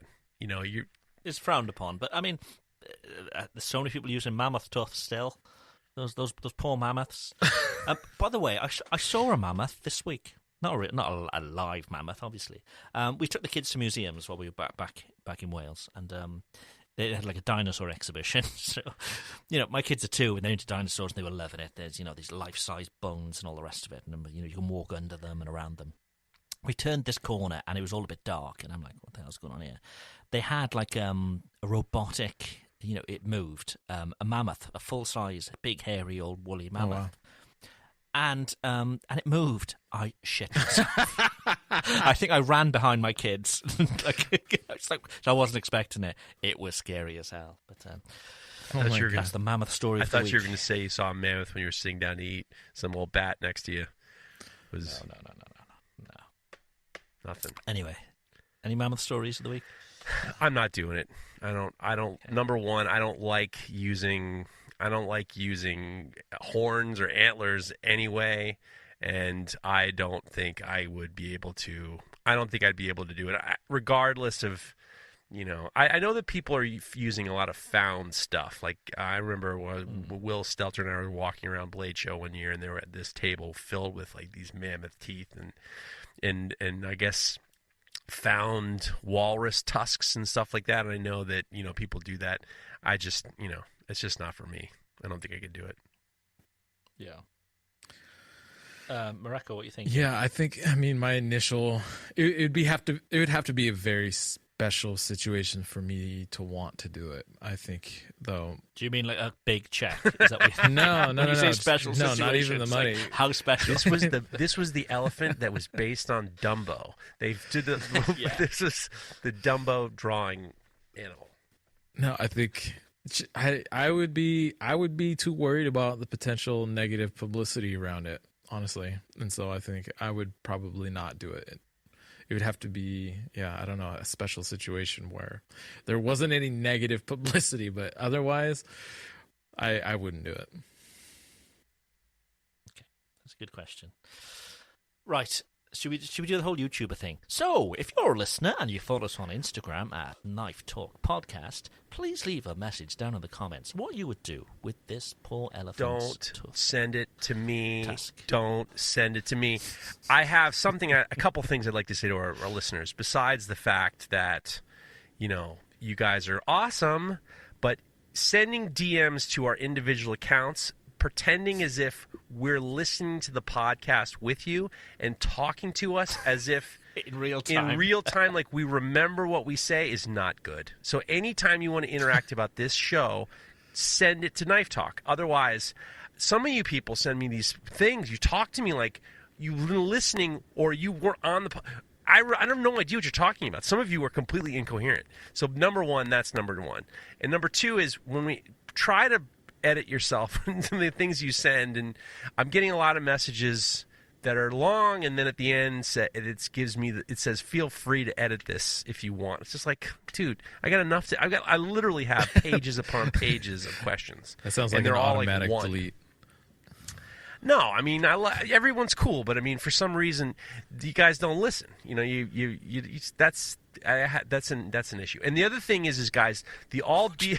Yeah, I mean, you want me to be? You're all shitbags. That's what he's trying to say. You know, I mean, we're not. No, of course not. I mean, but it's just like, you know, it would be nice to listen. And that brings me up to a question that was sent in. Yeah, fuck it. I'll save it for another one. It was basically like, are you guys going to keep talking to your podcast listeners in a certain way? I'm like, yeah, the answer is yes. So I want you to, we're going to have the All Beef Reviews coming up, the 4th annual All Beef Review. And you know what, last night I was listening to the clips. You know, you used to cut clips for the podcast, you know, 4 years ago, you know. Yeah. You used to cut the funny clips out. Pre-kids. Goddamn, that was funny. That was so much fun. I was listening to it, I was laughing at all the goofy things we said.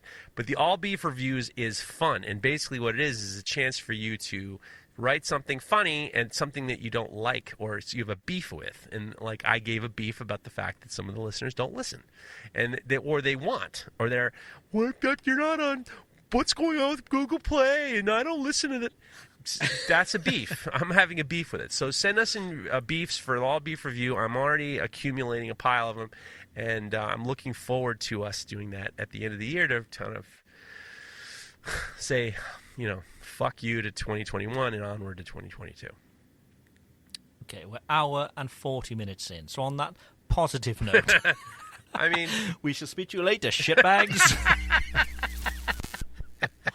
This show is brought to you by The Makery, the podcast network for makers.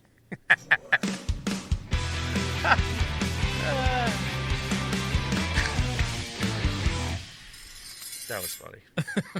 We're slowly alienating every. This is like a. Listen, they can listen to all the other self-sabotage. They can listen to all the other clones of us. It's fine. There's clone podcasts out there. There are people listen to this. Oh, I could do that too. Let me start a podcast, and then it's. You go listen to them. That's fine. There's plenty out there. Yeah. That was a good show. Went well with Pear too. I'm looking forward to next week. I'm going to set up my studio here, and because we got video again, haven't we? So I'm going to go all out. I think we should pit maybe makers. We're speaking to every maker. So the way it's going to work next week is because I think there's 15 maybe makers. Maybe that's less than last year. Really? I had dossiers on every single one of them. I got a little bit crazy. But we're going to speak to everyone this time, so they've actually got a slot of time where they can be coming into us as well. Good. Yeah, we missed a couple of people last year, didn't we? Yeah, we did. We missed a few. So, yeah, we're going to speak to everybody. So it's going to be lots of fun. So I'm going to have lasers here. There's going to be a smoke machine. There's going to be too many jingles to mention. And anytime, you know, somebody's having a good day or they've got a sale, we'll celebrate with them. It'll be fun. I'm going to go back in the Jeep because I want it to sound good.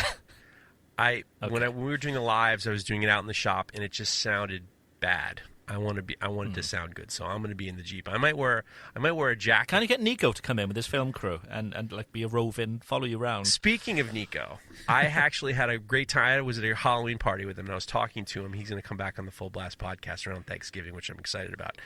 We were talking about the Alec Baldwin thing. And he had a very unique, and a lot of people just reached out to me saying, I wonder what Nico says about it. And he didn't have anything to say specifically about Alec Baldwin, and he's not really at liberty to do a lot of talking about it. So this might be. But he's used to being on sets, isn't he? Well, he's been on sets with Alec Baldwin. He's been on sets with other famous people, but he's in one of the unions. One of the things that's interesting about the whole Alec Baldwin thing, we talked about it last week. Alec Baldwin was on the set of his movie. He was also the producer. He had a live gun, and he was practicing a draw, I guess. And he shot the cinematographer, and he shot somebody else and killed one poor woman, which is terrible. And it's a very interesting. It was an interesting story, and it becomes more interesting because a lot of this has to do with the unions and the fact that I guess 2 weeks before the event, and there were a lot of unions that were voting to go on strike. A lot of people unions were going to go on strike, and there was a lot of questions about safety. And it was really interesting because there were these issues in regards to unions and safety precautions, and I asked him, because I was listening to somebody who was saying, if you're a gun owner, you're the final, someone to hand you a gun, your responsibility in terms of gun safety is to know if it's loaded or not loaded. You're responsible. And I said that to him, and he said, well, it's not really the way it works with the unions. And he says that if you think about how many deaths there have been between, it's been 20 years since Brandon Lee died. Brandon Lee was Bruce Lee's son. He was on the set of The Crow, and he had a prop gun, and something got out and killed him. If you think about how many movies have been made, it's a safety issue. And the way that the unions work is a lot of them is there's the armorer, and the armorer does, he shows, everything's in locked up cases, and the armorer shows the actors, and it's very, very well regulated. And in this situation, they had, basically kicked the original armorer off, and they brought someone in who might not have been as experienced. Yeah.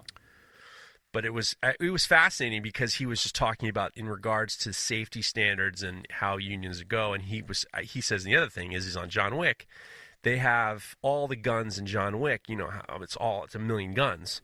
The barrels are all welded up, so there's nothing coming out of the guns except for it allows the shells to shoot out, and then they computer generate all the gun blasts. Well, on these cheaper movies like this movie Rust, they weren't going to do that. Yeah. But I saw The Rock this week announced, didn't he, that he will no longer work with guns on set. It all needs to be, they need to be, fake guns, and it needs to be CGI'd, all the rest of it. And, the technology's out there. They could easily fool anybody, to show it's a real gun. It's just, it's very different from me here in Europe because gun culture is very, we don't see guns, let alone, have them around. Whereas, in the States, there's different beliefs on guns and all that kind of thing. So, yeah, I just find it super weird. Why would they use a real gun anyway? But, yeah, it's all very strange. It is interesting. It is. He also, he can't get his dick out of the way because now he's posting, he's posting people's, he's posting, so he's kind of fighting people on social media about it. You just killed someone, fucking drop back for a little bit. You don't have to take screenshots of things that people are saying about you, and nobody wants to hear from you right now. You are a dummy and a dummy. You're a dummy. Just leave it alone, for Christ's sakes. Yeah, it is crazy. Jesus. Crazy. All right, but he's. Go on. I was going to change this topic. I thought I got us a little bit on the downward spiral right here, but I'm looking forward to Dan Steele, by the way. I am. I really am, actually. I've got some ideas which you guys won't know about until the time either. And, oh boy. I think we should play because we're seeing every maker, and we should play them off against each other a little bit as well, because they don't know what's been said by the other makers, because they won't be listening live. So we got to be careful. That's all I'm saying. Because we got to be careful, because I'll tell you why. We don't want to get any more negative messages like Colorado Jim on iTunes saying that Craig hangs up on people. We got to be careful. We got to watch our P's and Q's. I'm done with that. And do you know what? When we were speaking to Per earlier, and I said, Per, we've got one more question. I'm sure he thought, oh shit. You're jittering. You're jittering. Maybe we should we have one set of questions for every single maker? And the last thing we're going to do is, name, what's your favorite? Should we have one question? Yeah. All right. I'll come up with a couple questions, and then I'll run them past you guys, and then we can use it at the end. All right. We're asking this to everybody. Yeah. Yeah. No, it could be good. It could be. I'm looking forward to it. Right. I really am. So what's going on this week? What are you guys up to? Mareko? Knife shit. Regular knife stuff. Oh, I forgot to mention that we did I totally forgot about Halloween. Did you guys do anything for Halloween, Geoff? I know your daughter's obviously. We went to a party. Out of that. Yeah. Okay. I mean, Halloween in the UK and the rest of Europe isn't like in America. I've seen looking on people's Instagram, seeing what you guys do for Halloween. It's like a big event.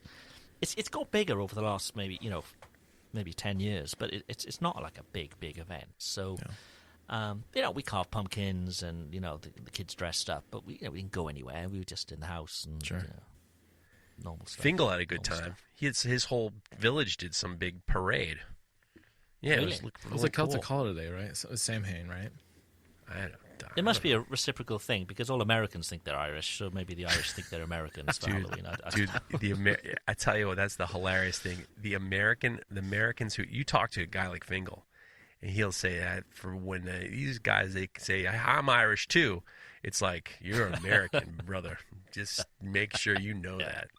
Never forget. You went to Boston once, and you think you're Irish. You're a fan of the Boston Celtics, and all of a sudden you're like, what was I going to tell you? I got asked. We were going to talk. We were going to talk about cameras and stuff, weren't we? Because at the beginning of the show, you mentioned, you're going to get Nico in now, so I suppose it makes no difference. But go ahead, talk about cameras. No, I mean, it just bores the hell out of me, to be honest with you. What was I going to say? I got asked to. I'm going to go back to Dragon's Breath Forge for another tong making class in March. Nice, so nice. Keep your eyes open, and we'll be moving tickets soon, moving slots soon. They went pretty fast last time. So we're going to be in March at Dragon's Breath Forge, and then I'm going to have Pat Quinn on the Full Blast podcast after Thanksgiving to announce the dates and stuff for the new Center for Mental Arts classes, including my class. So there's going to be all sorts of this stuff there. That'll be exciting. Did you end up getting any Frank Pepes when you were at Dragon's Breath last time? No, I was too goddamn tired. You know what the funny thing was? I was so hungry on the way back. I stopped at one of those that strip mall by not too far from where Dragon's Breath Forge is, and I ended up standing in line at a Jersey Mike's. Oh God! For 5 minutes, and they were so fucking slow that I was like, I can either go home or I can wait here for something really mediocre. And I stood in line for literally 7 minutes. I'm just like, I must be the. You think that's you need to come to France if you think that or is 10 slow. or it was like 7 o'clock, and I wanted to go home, and I was hungry. You can wait 45 minutes for McDonald's here. You've lost your mind. You waited 40. You wait a second. Stop everything. You can do. You wait 45 minutes for McDonald's. Oh my God! I generally don't, but anything here is just slow. Everything is slow. 45 minutes for a Royale with cheese. How often do you eat McDonald's? Be honest. Once a week? No. Once a month? No. Maybe twice a month. Wow. Maybe twice a month. Really? Jeff, I think the thing is, we do. It's different there though in the UK, right? Or in Europe, in the EU, like they have different regulations about serving people fake food versus real food. Yeah, it's all beef, but I mean, because we live so far away from everything, on the way back from everywhere, we go through this little town called Saint-Didier, and they have a McDonald's there. And because we're always out and about, having to go everywhere, we're always sort of on the road, every day, whatever we need to do, we got to go on the road for something because there's nothing local. So quite often it's just like, should we just pop in? Because it's always McDonald's is always open, isn't it? And the French, they'll close on a whim. They we found it's a very different mentality here to work compared to in the UK. I had a bunch of businesses and everything was all as much as you can. Over here, it's very much of once you get what you need, they value family time more than anything else. Then, so businesses they'll just close. You never know when they're going to be open or when they won't. Because if they've had a good morning, they'll be like, well, I'm going home this afternoon. I'm closing up.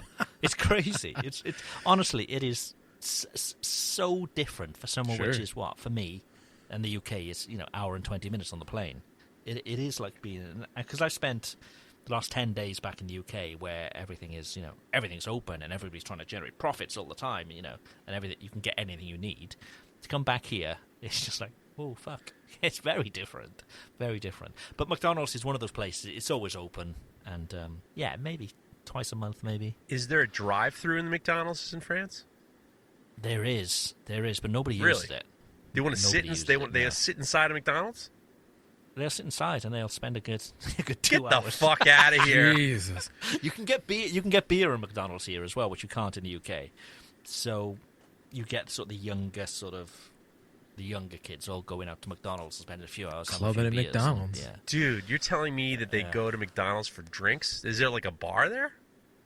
There's not a bar, but when you choose your Big Mac meal, they like Coke, Sprite, Fanta, or Heineken, or What's your go-to order at McDonald's? They do this signature. I'm not sure if it's like a worldwide thing, but they do a signature burger, and it's in like it's a brioche bun, which I'm not the biggest fan of, but it works. And it's this burger. It's not a quarter pounder. It's not the Big Mac burger. It's like in between the Quarter two. pounder. But there's bacon and there's blue cheese on top as well, and it's they call it the signature. So I think it may be a French only thing, but it's very good, and it comes on a plate as well, which is nice. Because, It's not wrapped up. Most meals come in. No, it's like in a card plate. This is like a fucking restaurant. You get cutlery. Get the fuck out of here! This is like the gold star McDonald's. So this is a brioche bun, which is over the top, extra right out of the bat, and blue cheese and bacon and 2 burgers. Any other greens in there? No, microgreens? No. I mean, well, they have arugula. No. I mean, what kind of fucking McDonald's is like? It's high class over there. There's been lots of villages or towns where they've tried to open a McDonald's and they're driven out by the farmers. They'd all turn up with their tractors and stuff, and they're like, "No, we're not having this shit around here." And McDonald's pack up and they go away. It's the reason there's no Starbucks in France either, or certainly not, maybe in Paris, but certainly not the rest of France, because people just won't have it. They'll be like, "There's no fucking way we're having that." What are some other specialties from France McDonald's? McNuggets? Do they have McNuggets? They have McNuggets, yeah. I think they have the.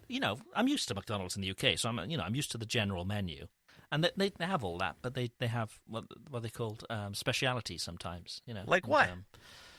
Well, like I said, that burger is the current speciality, and they have like McFoie gras and stuff like that. Can you imagine deep fried? Holy Jesus Christ! I feel my arteries hardening up now. They're not the only thing it's hardening up, is it?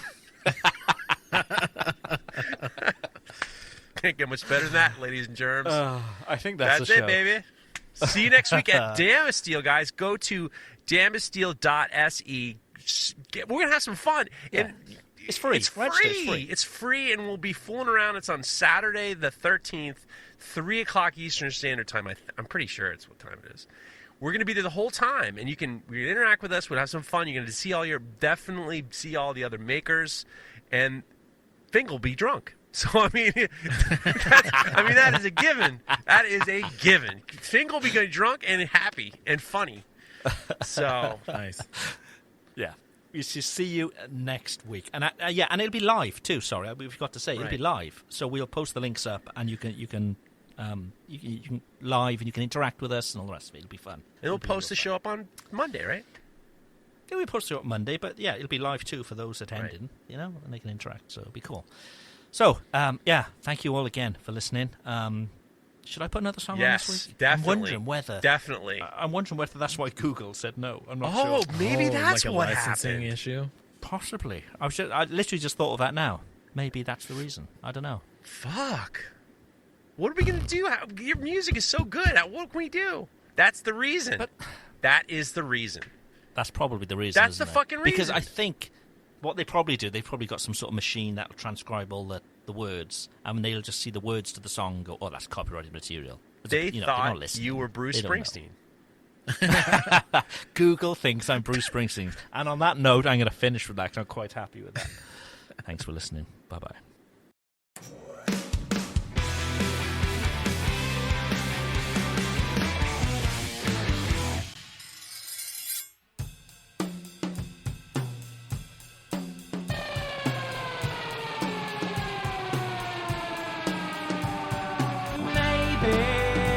I don't really want to know how you got engrossed, 'cause I just want to fly. Lately, did you ever feel the pain in the morning rain? It just soaked you to the bone. Maybe I just wanna fly, wanna live, don't wanna die. Maybe I just wanna breathe, maybe I just can't believe. Maybe you're the same as me, wishing things that never. You and I are gonna live forever. Maybe I don't really wanna know how you got it grows, 'cause I just wanna fly. Lately, did you ever feel the pain? Morning rain, it's so true to the bone. Maybe I will never be all the things that I wanna be. Now is not the time to cry. Find out why I feel you're the same as me. Wishing things they'll never. You and I don't live forever.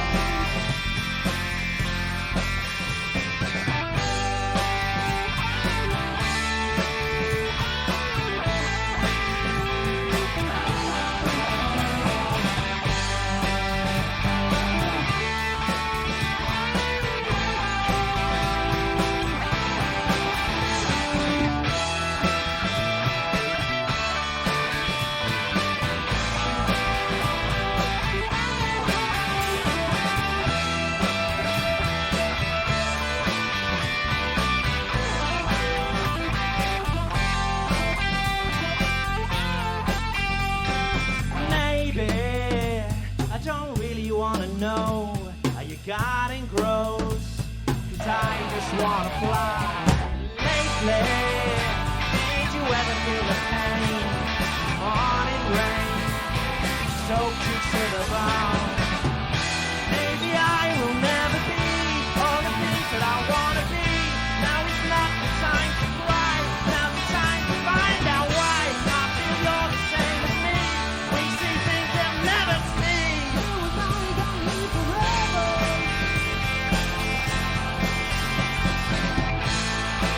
We're gonna live forever.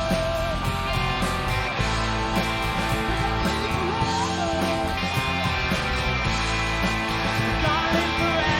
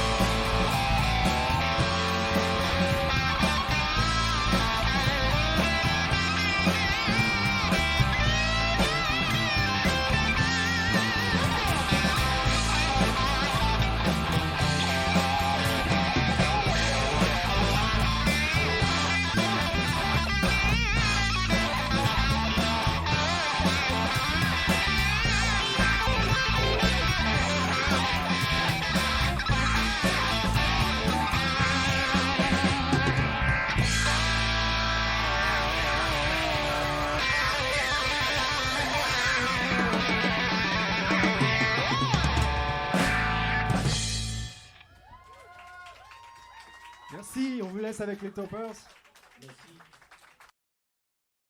Almost 90% of women have cellulite. And guess what? It's not their fault. We don't choose cellulite, but we can choose a different way to treat it. Meet Quo, collagenase Clostridium histolyticum, AAES, the first and only FDA-approved prescription injectable for moderate to severe cellulite in the buttocks of adult women. This non-surgical treatment is injected by an aesthetic specialist in 10 minutes or less. Individual results may vary. Do not receive if you are allergic to any collagenase or ingredients in Quo. Quo or have an infection at the treatment site. May cause serious side effects, allergic reactions including anaphylaxis, and injection site bruising. Seek medical help right away for any signs of allergic hypersensitivity. Tell your doctor about all your medical conditions, if you have a bleeding condition, or take medicine that prevents clotting. Most common side effects include bruising, pain, hardness, itching, redness, discoloration, swelling, and warmth at the injection site. Ask your doctor about all possible side effects and for product information. If you're ready to get to the bottom of your cellulite, learn more and find a specialist at Quo.com. At Capella University, you're in control of your education. With the game-changing FlexPath format, you can set your own deadlines and move at your own pace. The faster you move, the more you save. Visit capella.edu to learn more.